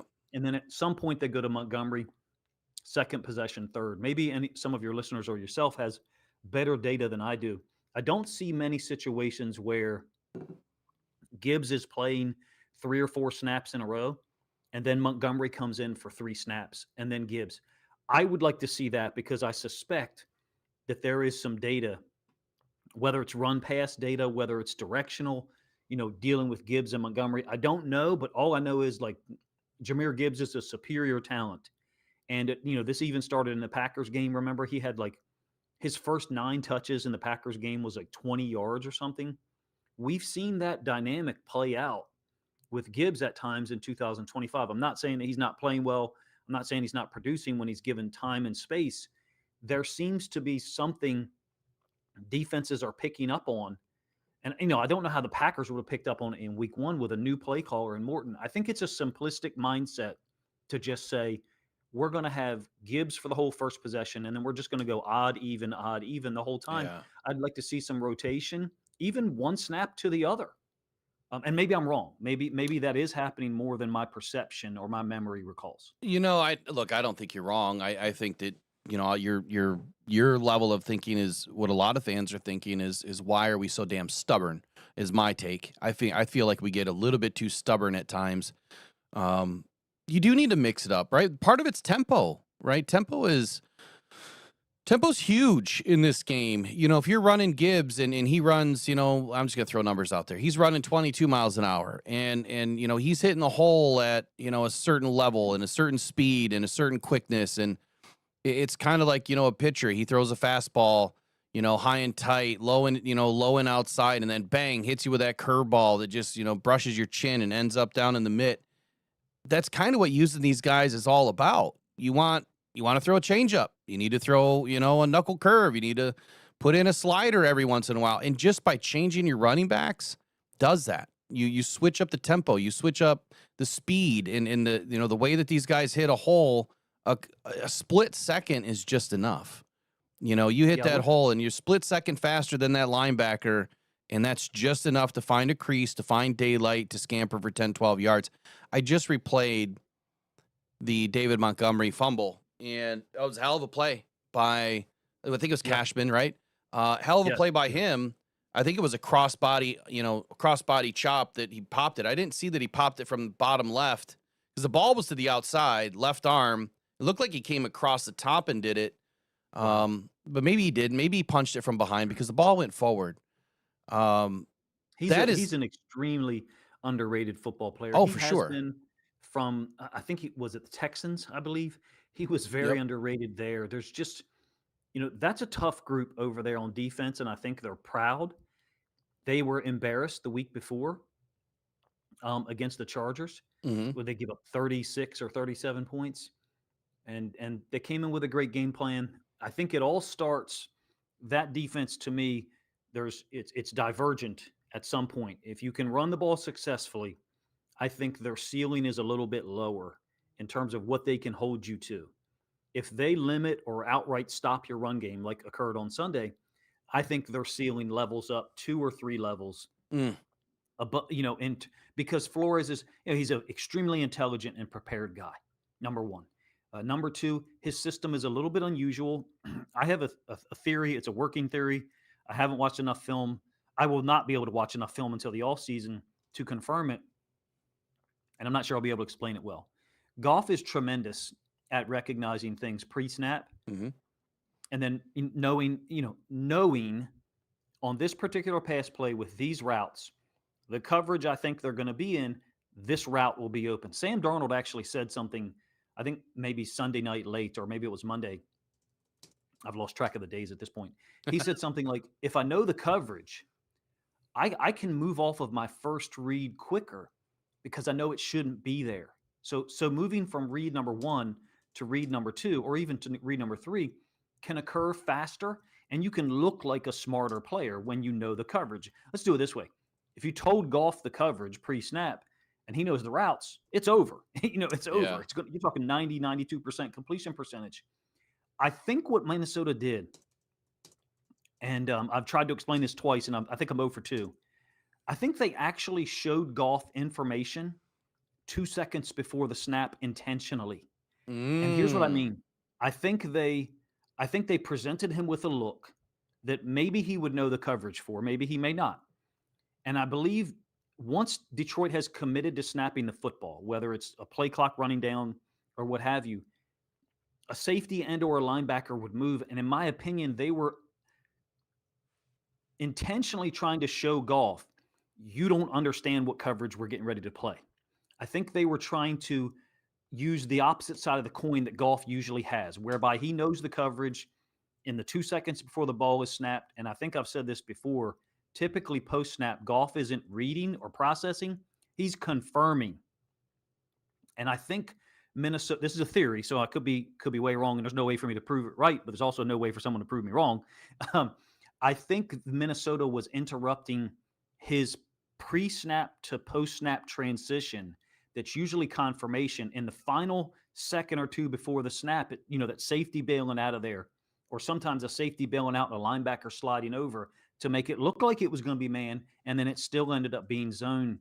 I think they intentionally gave Goff some pause or some interruption in his mental processing. I've tried to explain it now 3 times. I probably need to stop. I don't think I've done a good job. No, I got it. So I get it. And I look, that's super smart. If that's what they're doing, it's like, and this is going to be a terrible analogy. I mean, it's we'll like be over 4 here then collectively. It's like playing a game of poker, and you're shown exactly what cards are going to be dealt. You just don't know and who's going to get what. Right. So hey, all of these cards are going to be in this deck, and all of these cards are going to go out to these 5 players, but you're not going to know who's going to get what. And so they show them the flop, at the very beginning, and then they tuck the cards back in and deal them out. Yeah, that's smart. I'm not a poker player, but I like it. I mean, I understand the game. To me, the 4th time I saw it, I thought to myself, why would you give Goff information? Yeah. But the timing, they're at home, so it's not like the guard has to tap the center in order for the ball to be snapped. So there's no indication for the defense that the ball's going to be snapped, right? We don't know as fans, and that's, ultimately what I am, even though I try to analyze the game the best I can. We don't know what pre-snap indicators these defenses have. I think there might have been some run pass tendencies that they picked up on somehow. I don't know how. And B, I think they were playing a game within a game, maybe even within a game with Goff, that he'll never talk about in terms of what Minnesota was doing just before the snap to actually give him information that allows him to not confirm post-snap. And, again, it's a theory. Sorry I wasted 3 or 4 minutes of everybody's time explaining it, but the 4th time I saw it in the first half, I thought to myself, shit, how would he process this if he knows he's wrong right as the ball's being snapped to him? Now he's actually trying to read and process the coverage instead of just confirm. Oh, that guy's there. Bang, St. Brown. Things didn't look smooth. They looked interrupted or disrupted.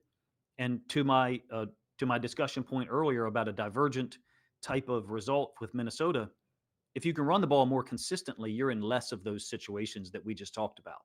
And ultimately, that's what needs to look. I've said to Ravens fans already, I'm like, if we don't run the ball well against this Vikings defense on Sunday, we're going to be in an absolute war with that team. And nobody believes in me in Baltimore. They don't believe me. They think I'm Mr. Negative, which I might be. But if you can't run the ball somewhat successfully against the Flores defense, he's going to put you in pure you-know-what in terms of trying to process things. And that's what happened to Goff, unfortunately. And he didn't throw any picks, but, I think we can tell he wasn't smooth, sacked 5 times, hit 11 or 12 times overall. Very, very unusual day for the Lions offense and for him. And Lions fans should be frustrated with Morton. I am. I think I just found a play that while you were saying that, I went back and looked at the end of the first quarter, early in the first quarter. 12:56 left on the clock, 3rd and 4. We're at the Minnesota 40, and you can clearly see the right side of the defense. They're coming in, they're showing blitz, and then Goff does something. They send Gibbs out in motion, and then everyone kind of resets.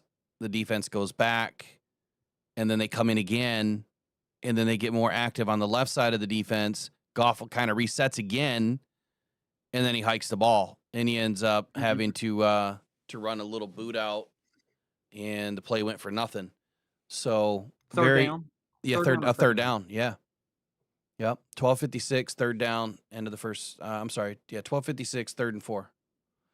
So very, very interesting. While you're saying that, I mean, I know defenses do a little bit of that stuff, but to your degree of what you're saying here, adding that extra layer of confusion and chaos, that's what O'Connell's built this defense on, is chaos, and they do a great job at it. This is Flores. I'm sorry, Flores. I'm sorry, Flores. This is no. I mean, I get into it a little bit in my Lions Discord, and I understand that Lions fans have familiarity with O'Connell that I don't necessarily have because I don't consume, Lions content outside of my own and listening to yours sometimes, when I can on YouTube, like I'll have it up on a second screen just to play it so you get another view, because I understand how the game works with YouTube. It's a POS organization and structure designed to, to keep people down like us that are working our ass off. So, but in any case, I am not one of those that just by default thinks that O'Connell is one of the top coaches in the league. Like, remove Brian Flores from that organization. Oh yeah, and see what it looks like with some other above average to good NFL coordinator. He's a different kind of guy. The experience that Flores has, he's seen everything and been around the game for a long time. I think whether he'll be a great head coach or not at some point, I don't know. He's the type of guy I look at and I'm like, man, I wish we had someone like that in Baltimore. The players, it looked like there was 12 guys on the field on defense sometimes. It certainly did. It certainly did. So let me ask you this. The biggest questions, just going back and just thinking about the game defensively at times, it seemed like Minnesota, and I have to apologize, I don't have a ton of notes because I got home really late last night, but it just seems like at times throughout the game, man, Minnesota missed out on a huge opportunity. I think it was like 3rd and 6 or something like that. And we ended up going in single high safety, man defense. They had one-on-one opportunity with Justin Jefferson, and they ran the ball. Not only was that a very gutsy call by Calvin Shepard to run, man defense in that situation, I want to say it was near midfield. So they had, all over the place that they had plenty of field that they could have worked with. The Vikings I'm talking about. But the Lions defense yesterday, some gutsy calls at times. I think they played fairly well the majority of the game. The first quarter was not great, but I think the rest of the game was pretty solid. Yeah, absolutely. Yeah, 2 consecutive touchdowns to open the game. You have to be constructive and evaluate it realistically. Over the course of the whole game, I totally agree with you. They played well. Yeah. Particularly, Jack Campbell played. He's playing at an all-pro level for the film that I get to watch. Mm-hmm. If you've got Roquan Smith for the Ravens, Ernest Jones IV for the Seahawks, and Jack Campbell for the Lions as Mike linebackers I'm talking about. Sure. I'm a huge fan of Roquan, don't get me wrong, but for what I've seen in 2025, Jack Campbell's playing better than both of those guys by far. Wow. And so he's playing a spectacular brand of football. I thought Terrion Arnold played well. He had a good game. Sunday. I've got about 6 or 8 plays queued up of his for a video, hopefully later tonight. I'll tell you what disappoints me is a couple of situations where you would not expect Detroit to get exploited by something. The scramble by McCarthy. Mm-hmm. Normally, Anzalone normally makes that tackle. He normally and McCarthy just totally erased the angle that Anzalone had. I think Anzalone underestimated his speed and athleticism. McCarthy just, if you watch that play one time and you say, we're going to put those 2 guys in that position 10 times, how often would you expect McCarthy to win based on what we saw? You would have to say 9 out of 10, just based on the way that it worked out on that play. Now, we know that Alex Anzalone is a far better athlete than people perceive. And put myself in that bucket as well. When the Ravens came to Detroit, I think 2021, and before that game, I watched the film and I'm like, we can pick on this guy. And then after the game, I was like, whoa, I totally underestimated him.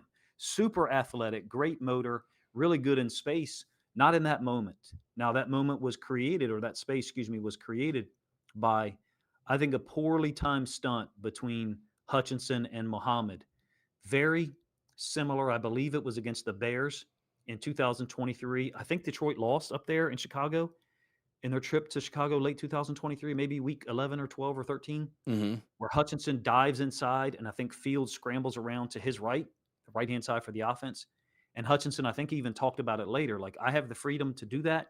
I don't think this was freedom to do that. I think this was a called stunt where Muhammad's trying to get upfield through the B gap.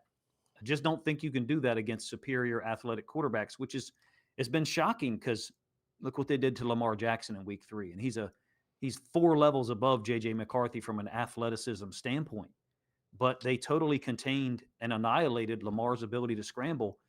And how crazy is it to think that McCarthy is able to get outside the pocket and then Anzalone doesn't even touch him? I feel like, we watched that and we in disbelief, me personally at that time, in disbelief at what just occurred. The Montgomery fumble and then McCarthy, of all people, scrambling. He's a good athlete, don't get me wrong, but scrambling against this defense with their activity level, that one it has to be put down as maybe a poor choice to call that stunt with Hutchinson and Muhammad on 3rd and 8, and then B, a really, really bad angle by Alex Anzalone.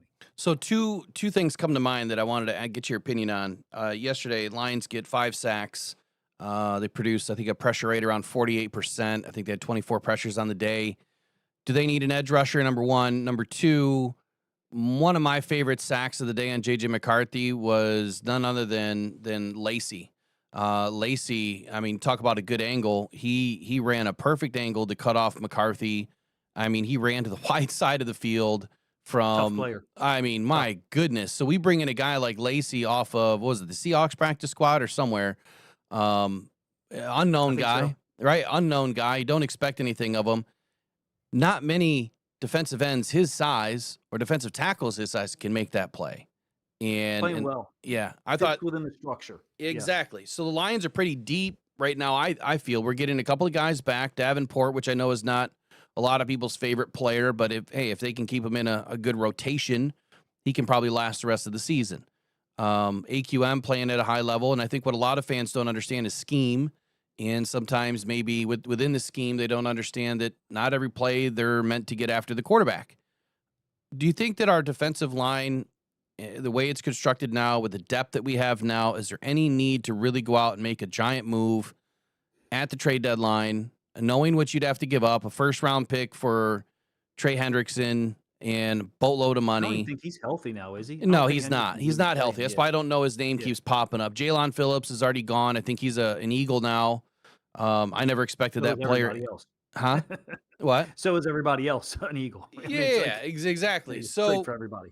And I know a lot of people compare the Lions, or Brad Holmes to Roseman, and how come he can, do all these things for the Eagles. Look, they won one Super Bowl recently. They won one, 10 years ago or whatever it was with Foles, and yeah, they've had some success, but all the other seasons that you go out and buy all these players, it's not like you're winning Super Bowls every year. It doesn't always work. So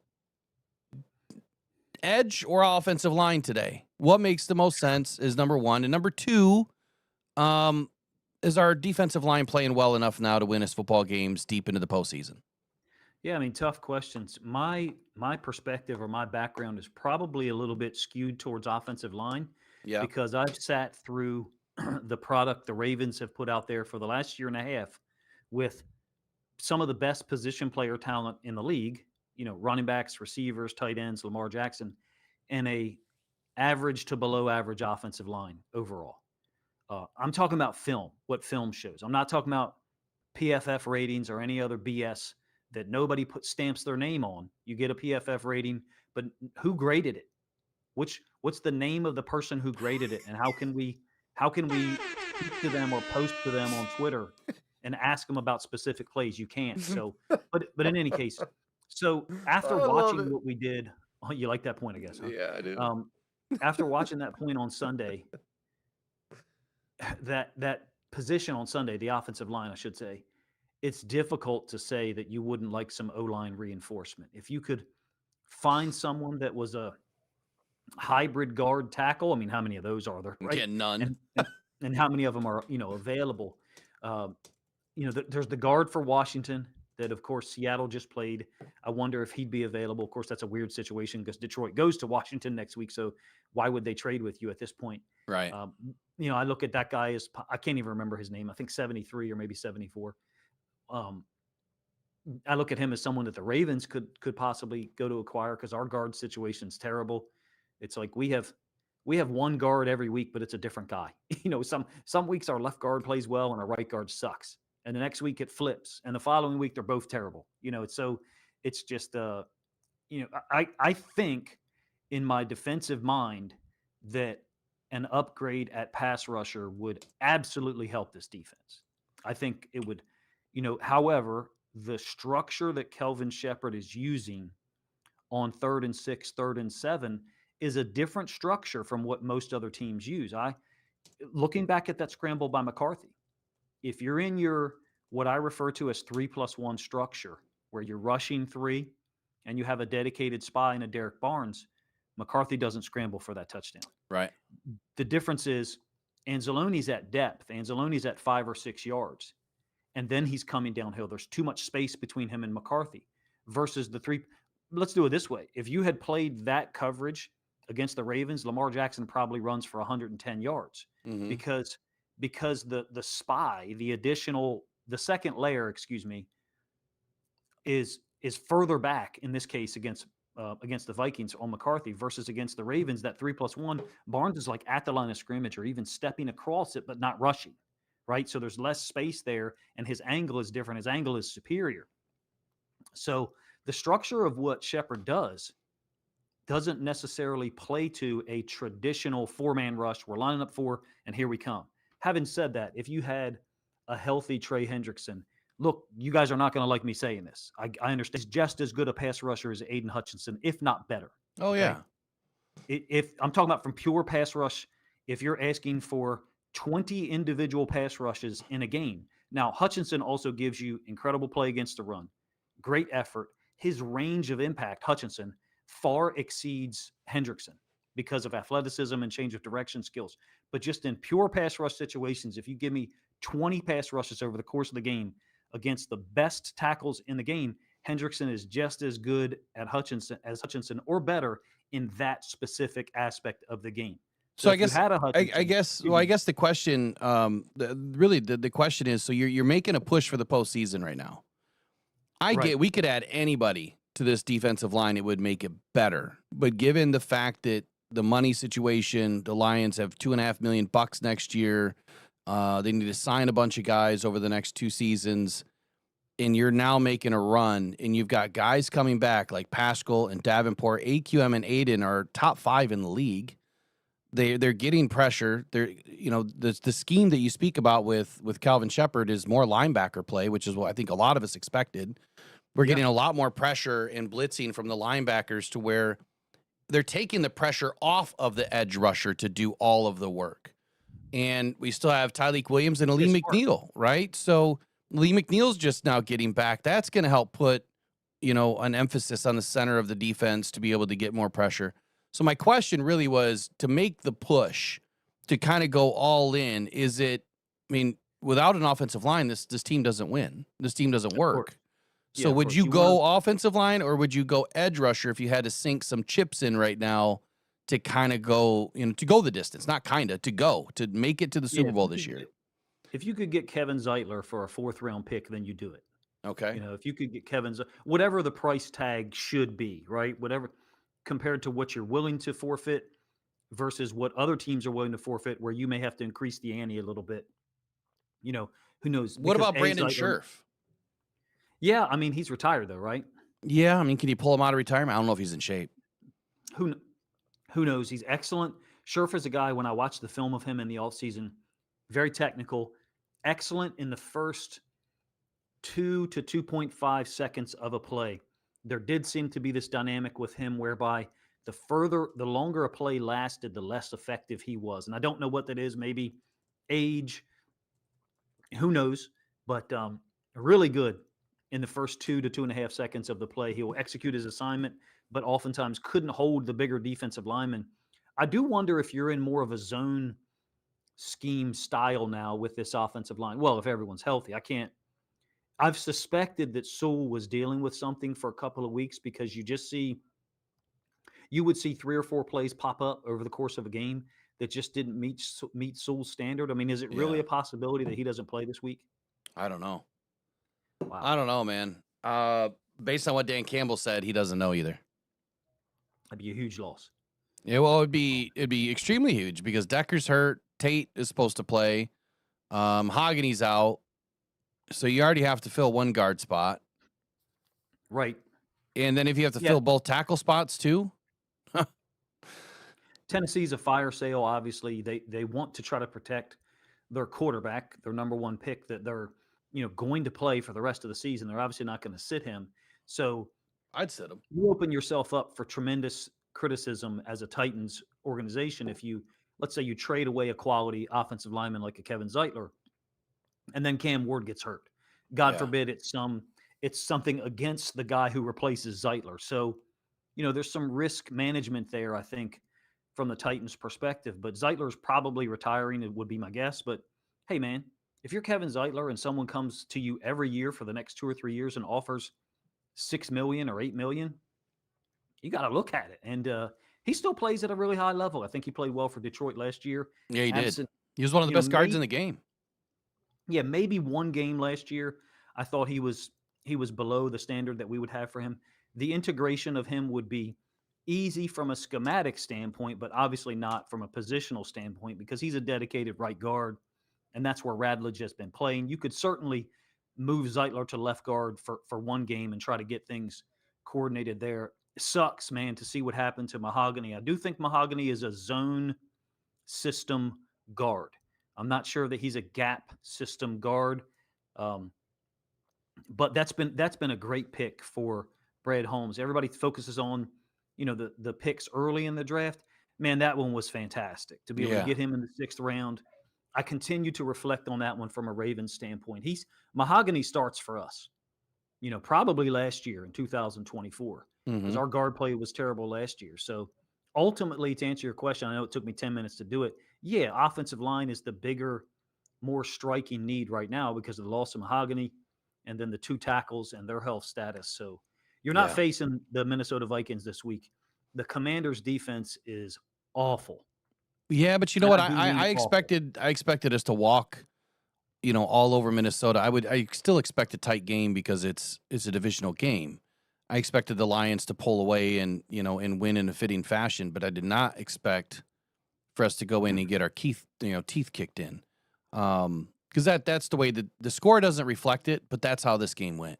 We got our teeth kicked in. I agree. The special teams play was terrible. Special teams play really hurt.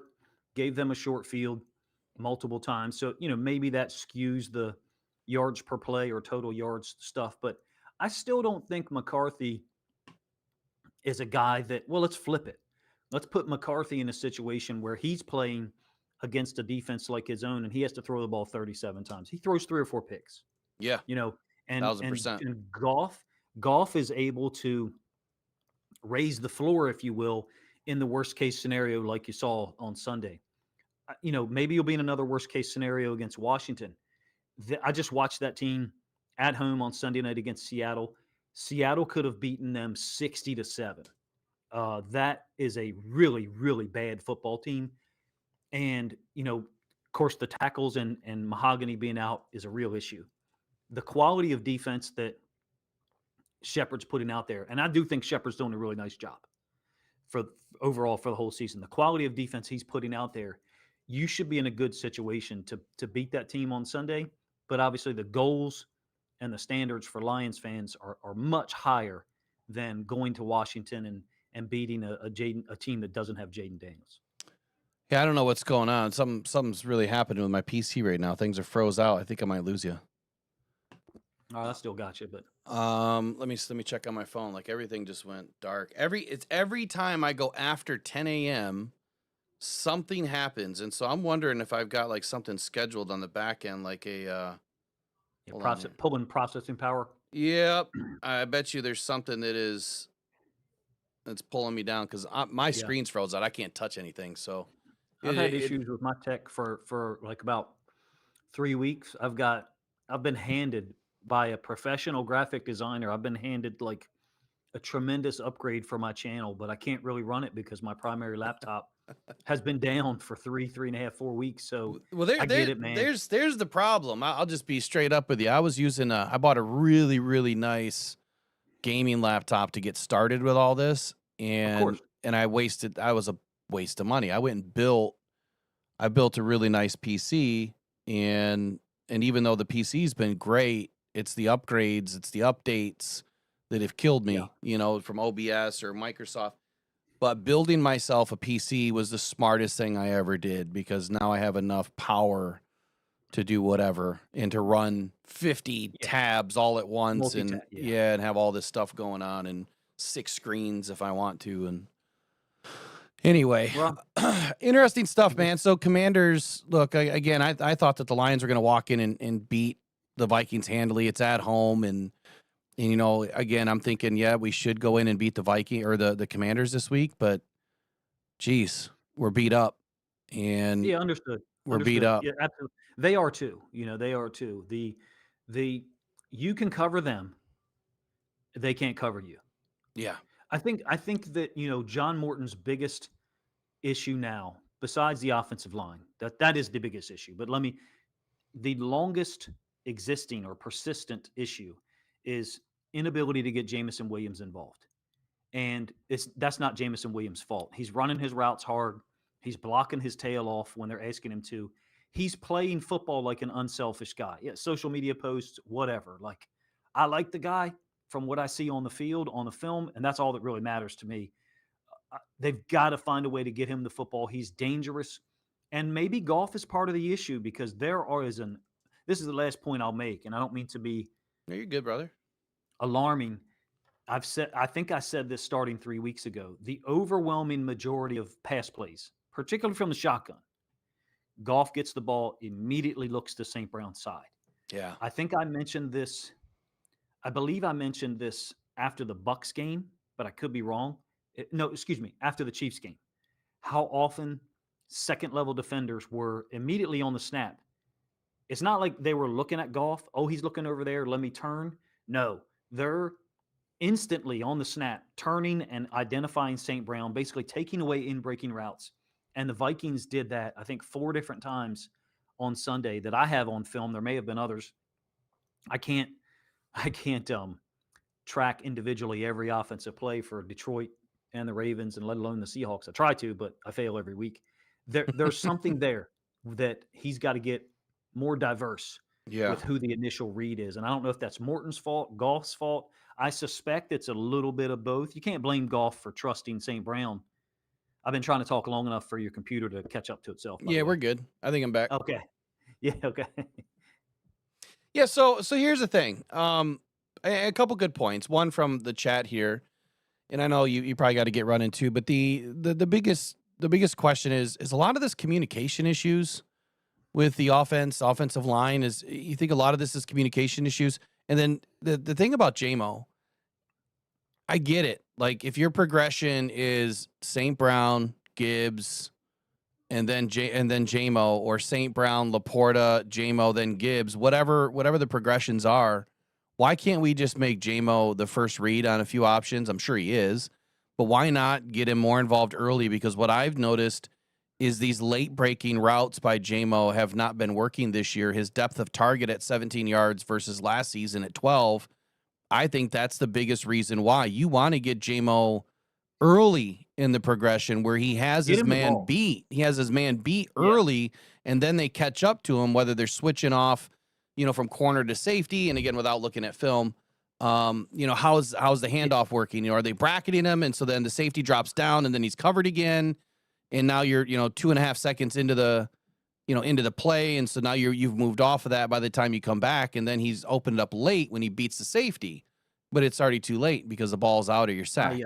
No, totally agree. And the depth of target issue, the depth of the routes, maybe is a better way to say it. That's something that I've noticed, and I think I've even commented on in some of my videos. Some of the 3rd and 6th plays, St. Brown will be the only route that is at, what you would describe as appropriate depth for the situation. 3rd and 6th, St. Brown's route is, between 5 and 8 yards, variable depending on the coverage and where he's fitting. And then you've got another route at like 12, and then Williams maybe running a clear out. That's consistent. I don't want to say consistent as in plus 50% of the time, but it's happening often enough that a rube like me notices it. Yeah. Well, same for me too. It's like, how are you going to even how are you going to get a first down when either the guys aren't running to the sticks? You see that happen far too many times. They're not even getting to the sticks at times. Or 2, you're throwing the ball to somebody that's not at the sticks. Or 3, they're so far out of the play, it's not even funny. You're not even giving yourself an option. You know, Randall Smalls just dropped in a super chat. Says something that we did last year. When something was working, we kept doing it. This year, we used Laporta in the first drive, then barely used him the rest of the game. Yeah, you're right, man. And then in the fourth quarter, we picked him up again. And it's crazy to me. To that point, what was the commenter's name again? Rando. Yeah, Rando.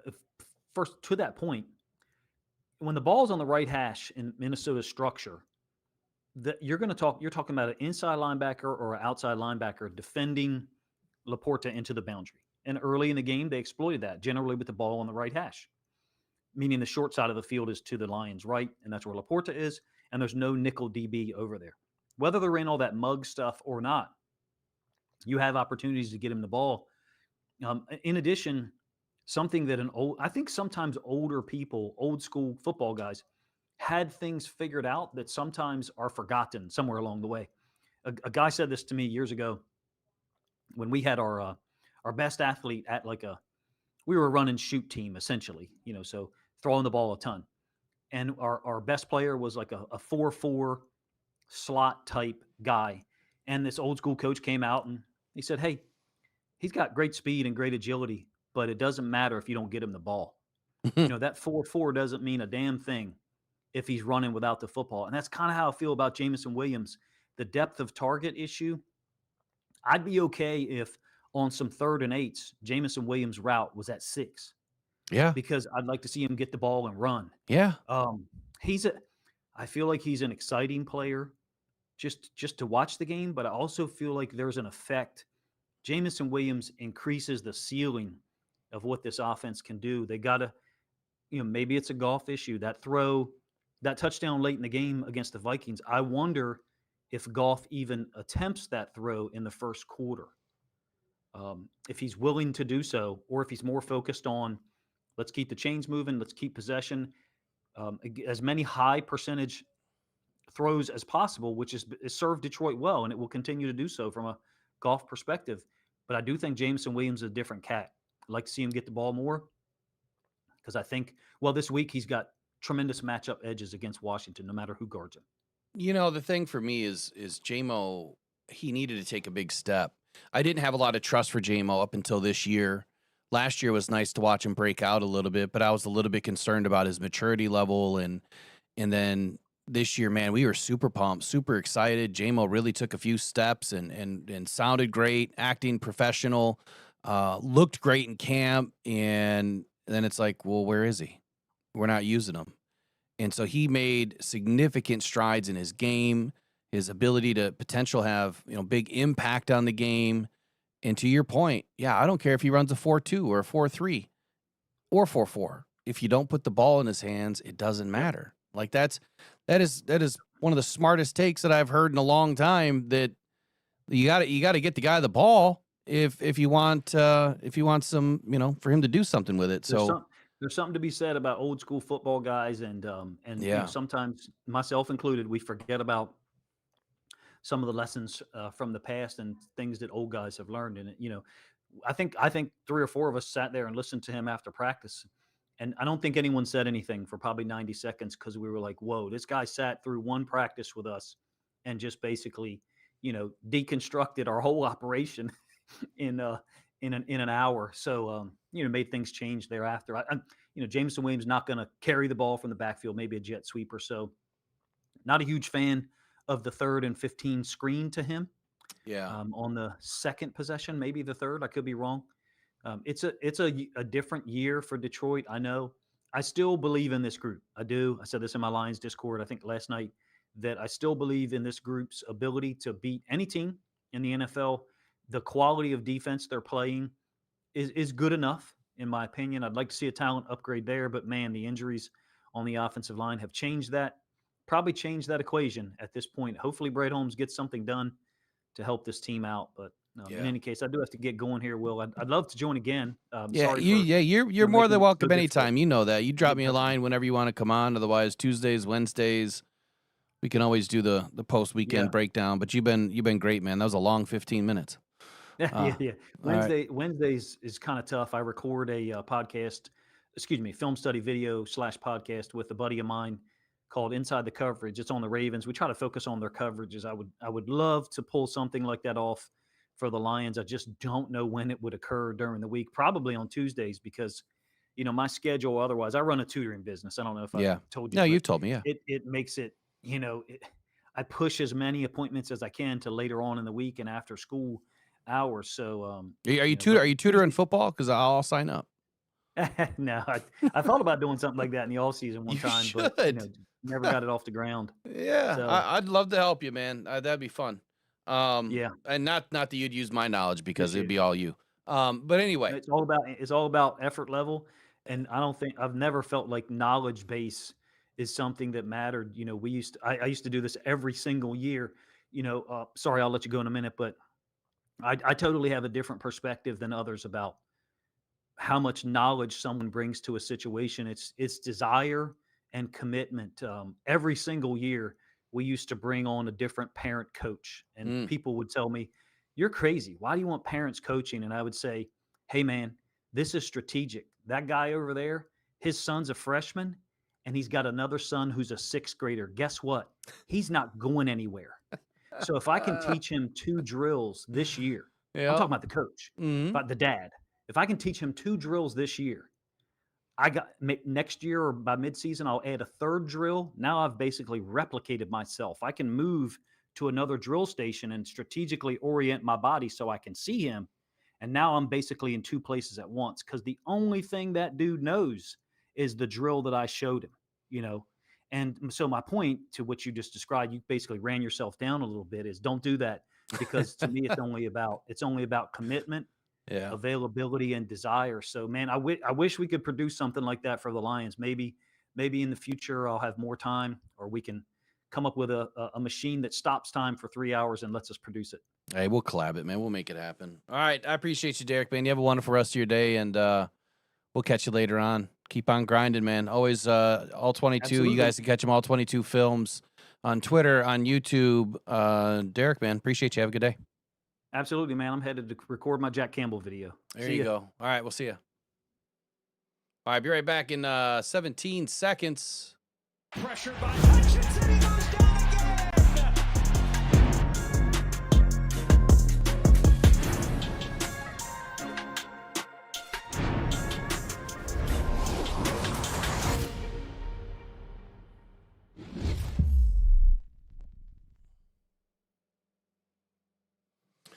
All right, good stuff as always from Derek at All 22 Films. Make sure you guys go check him out, subscribe to his channel, which I'm sure a lot of you already are.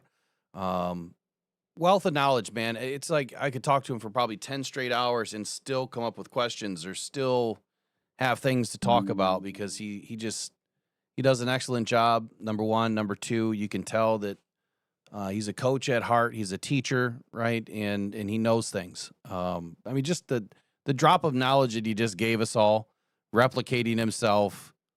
I've tried to do that.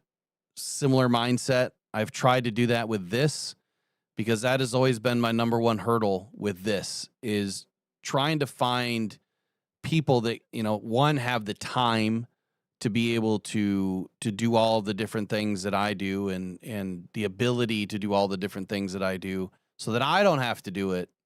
And then you, like I've searched, man, I've put ads out. I've tried to hire people and, outside of buying every subscription or having 12 AI, employees doing things for me, like it's not enough because the simple things are not so simple, just even teaching someone how to go live seems to be a challenge. But to be able to do the graphics, to organize, to understand keywords, and I mean, it's a lot of work. So I get what he's saying there. Like, just to replicate himself so that now that individual can just do those drills, he can focus on something else. And it's super smart. It's super smart. That's why I love having him on, because he's an incredibly intellectual individual, intellectually driven individual. Good stuff. I still have a lot of questions. I still have no answers, really, as to what the Lions are going to be doing to get better. And yeah, I do have concerns about the Commanders. I was going to say this to him, but I know we were kind of both up against it there. I just want one season, just one, that we feel great about going into the next game, offensively and defensively. For every game that we feel great. Go back to 23, right? Did any one of you have any worries at all about the offense? No. Go back to 24. Did any one of you have any worries about the offense? Nope. In both of those years, did you have worries about the defense? Yes, at times. There was a lot of, pump your chest out, fluff your feathers, whatever, spread your peacock, whatever you want to call, you're amplified thinking that Aiden Hutchinson's going to do X, Y, and Z, and then it doesn't happen. And then someone tells you the reality of the situation, and you don't want to believe in it. And it was just, look, we need to get, this player back and this player back. And anyway, Aiden goes down. So then a lot of people thought that we weren't going to be able to win. I sat right here telling you we were going to be able to win and how we were going to do it, and that's exactly what happened. At the very end, it was just too much. We couldn't get over it. But the point that I'm trying to make is this. We felt confident about the offense to go win football games last year. We felt confident that the defense was going to be able to do just enough, and they way overplayed themselves, right? They outplayed themselves. What you saw on paper and what they did in the game, stark difference. Way different story. And then this year, man, you go to camp, or I went to camp, I come out of camp, and what did I say? Best defense we're ever going to see in Detroit is right here, right now. Best defense that we've seen under Dan Campbell is right here, right now. And you know what I heard? Yeah, but Davenport. Yeah, but AQM. Yeah, but Terry and Arnold. The yeah buts. Or we need mores. Right? We need this. We need that. And I was like, no, we don't. We're good. I kept saying we're good to the point where now Brad had to say it. And then you guys just honed in on those 4 letters. We're good. Or 8 letters, whatever. The point is this. I thought our defense was going to be great this year. And it is. It legit is a great defense. We are winning off the edge. We are winning on the interior. We are shutting down run games or controlling run games. We have shut down Justin Jefferson again, right? We have shut down just about every receiver that matters. What's the Achilles heel this year? The offense, which none of us really expected. I get that you have whether it's an SOL fan or a Nick Wright or, some other analyst from another 3-4 letter agency that says, yeah, they lost their 2 coordinators. They're going to be crap this year. There's no way. I never thought that for a moment. But what I didn't expect is I didn't expect John Morton, from my perspective, to be a problem. I thought that Dan Campbell would have a hold on it, that would have his fingerprints on it a little bit more than what he does. The minute I heard he was going to be up in the box, I thought that's a recipe for disaster. I want that guy on the sideline. I said this to my dad in the car. If I were hiring a guy to be my OC and he said, I'm going to be up in the box, I wouldn't have hired him. I'm not saying that you can't coach from the box. I'm not saying that. But he said something in a conference presser where he said there's less distractions and the sideline has too many distractions. If you can't coach under pressure and if you can't coach with distractions, you can't coach for me. That's how I would approach it. That's just me. That's not your take. I get that. That's my take. That's how I would be if I was doing the hiring. Yep. Call me an a-hole, whatever it is. That's how I envision my coaches, if I were setting up a football organization, to be. Under pressure, in situations where it's chaos, you have to thrive. Why do you think our SEAL Team 6 and, our Navy SEALs, why do you think that they train the way that they do? Under pressure, right? Crazy lights going everywhere. The shots and, the way that the bombs going off, everything going nuts. Why do you think they train that way? I mean, some of you that are veterans, you know how you trained. Now amplify that 100 times for the SEALs, right? Or the Rangers. There's a reason why they train under chaos. It's so that when you get into that situation that you're mentally sharp, you are unfazed.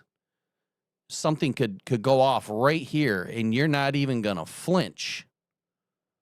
Right? That's how you train yourself to be the best. Can't flinch. And I feel like if my OC can't be on the field, I don't know that I could trust it. Now, I'm not saying John Morton's not going to work out. I'm just saying right now we got problems. We have problems. Back to what I was saying. I went the long way around to say this. I just wanted one season, and I thought this was going to be the year that we finally had our defense in check and that our offense was going to be clicking. Why? Because everybody was back. We lost Kevin Zeitler. Okay. Then we lost Frank Ragnow. That really hurt. And you know what? Frank Ragnow coming back to this offensive line right now fixes everything, quite honestly. Frank coming back and playing center and Graham Glasgow kicking over to the left guard changes everything.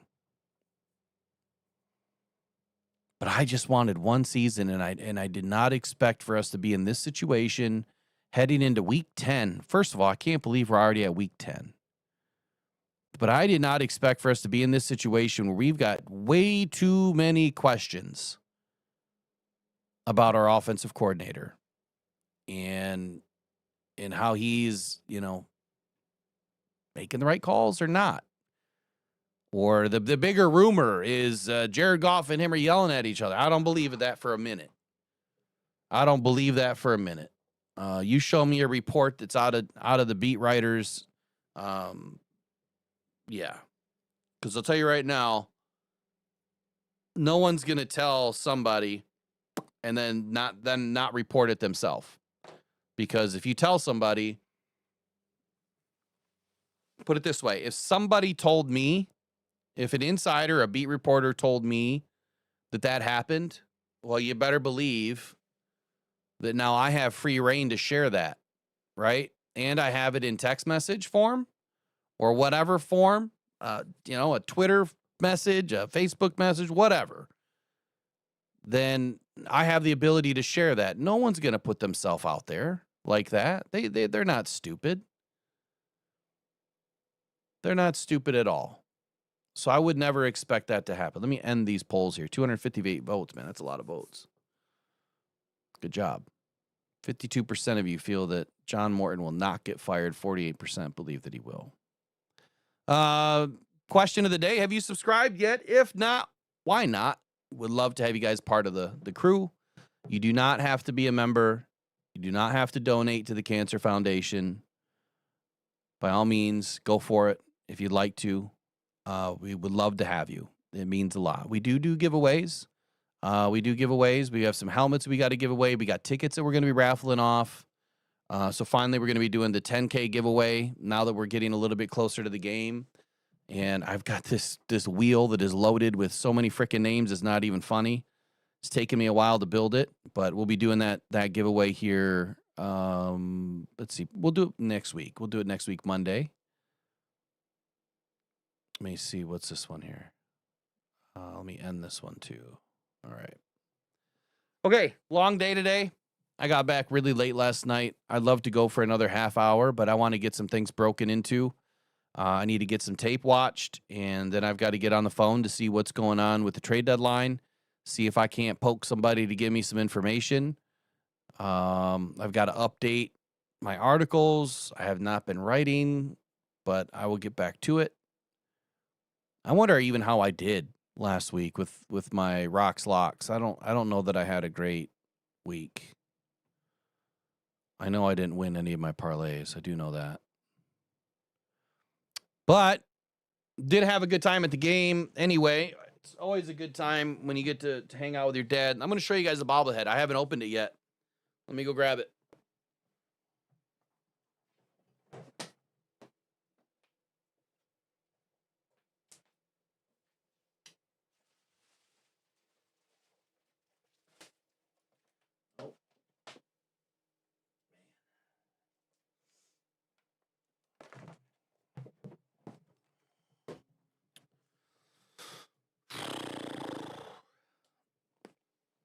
We do have some more giveaways coming. I could not stop last night at Pro Sports Zone. I apologize, John. I don't even think I texted him because I pulled over last night and I had to take a nap. I had to take a nap because I was so exhausted. I was up since like 3 in the morning and yeah, not fun. Not a fun day. Way too many tests. 4 MRIs, ultrasounds, x-rays. All right, let's check out this bobblehead. Let's see what it looks like. And if any of you got any that you would like to sell, you just let me know. All right, here we go. Here's your St. Brown bobblehead. Even got the legs that move. I don't know that they needed to do all that. Looks pretty good. It's a cheapie. All right, he's got a spot for now. Okay, gripes and hype. We will try to get back to that this week, and make sure that it happens. We missed last week. Film breakdown. I'll get into it today, and we'll see you guys back here tomorrow morning. I think Eric's gonna be back tomorrow. I was hoping he was gonna be on today, but he had some prior commitments. Want to hear his breakdown. We really didn't even get to all my breakdown on the game. So we're going to talk a little bit more about what happened this weekend tomorrow morning, and then we're going to get into flipping the script to the Washington Commanders. I will plan on being back this afternoon after the trade deadline or before the trade deadline. I'll probably do a live and start it before 4 p.m. Just so you know, at 4 p.m. when everything is turned in, it usually takes about an hour or so for New York to verify everything, and then you might not get all the reports until, a little bit later, but we should know. I'm gonna jump into my NFL portal and see if there's any transactions being reported. Jalen Phillips is gone. We know that, which I never expected him anyway. And Trey Hendrickson, I don't expect, period. I was interested to hear, all 22 say, to get an edge, but understanding the question, what do we need to do to win a Super Bowl, is we need to secure this offensive line. I think that's the most important key. Obviously, anytime that you add an edge of the quality of Trey Hendrickson, your defense would be head and shoulders above where it is, but he's injured, and quite honestly, all it takes is for him to get injured, and then what? You wasted all that money and a draft pick. I can't see it. I can't see it happening. I think that the Lions, being a top 5 defense right now, as far as sacks and everything, I think we're good. I don't know how much more, I don't know how much better you want to be, but I think we're good. All right. We'll see you guys later on. You guys have a wonderful rest of your Tuesday, and I'll put up the link here in just a few moments for this afternoon. Okay? You guys take care. Go and probably go Detroit Lions. We'll see you in the next one. Bye-bye. Pressured by Hutchinson, he goes down.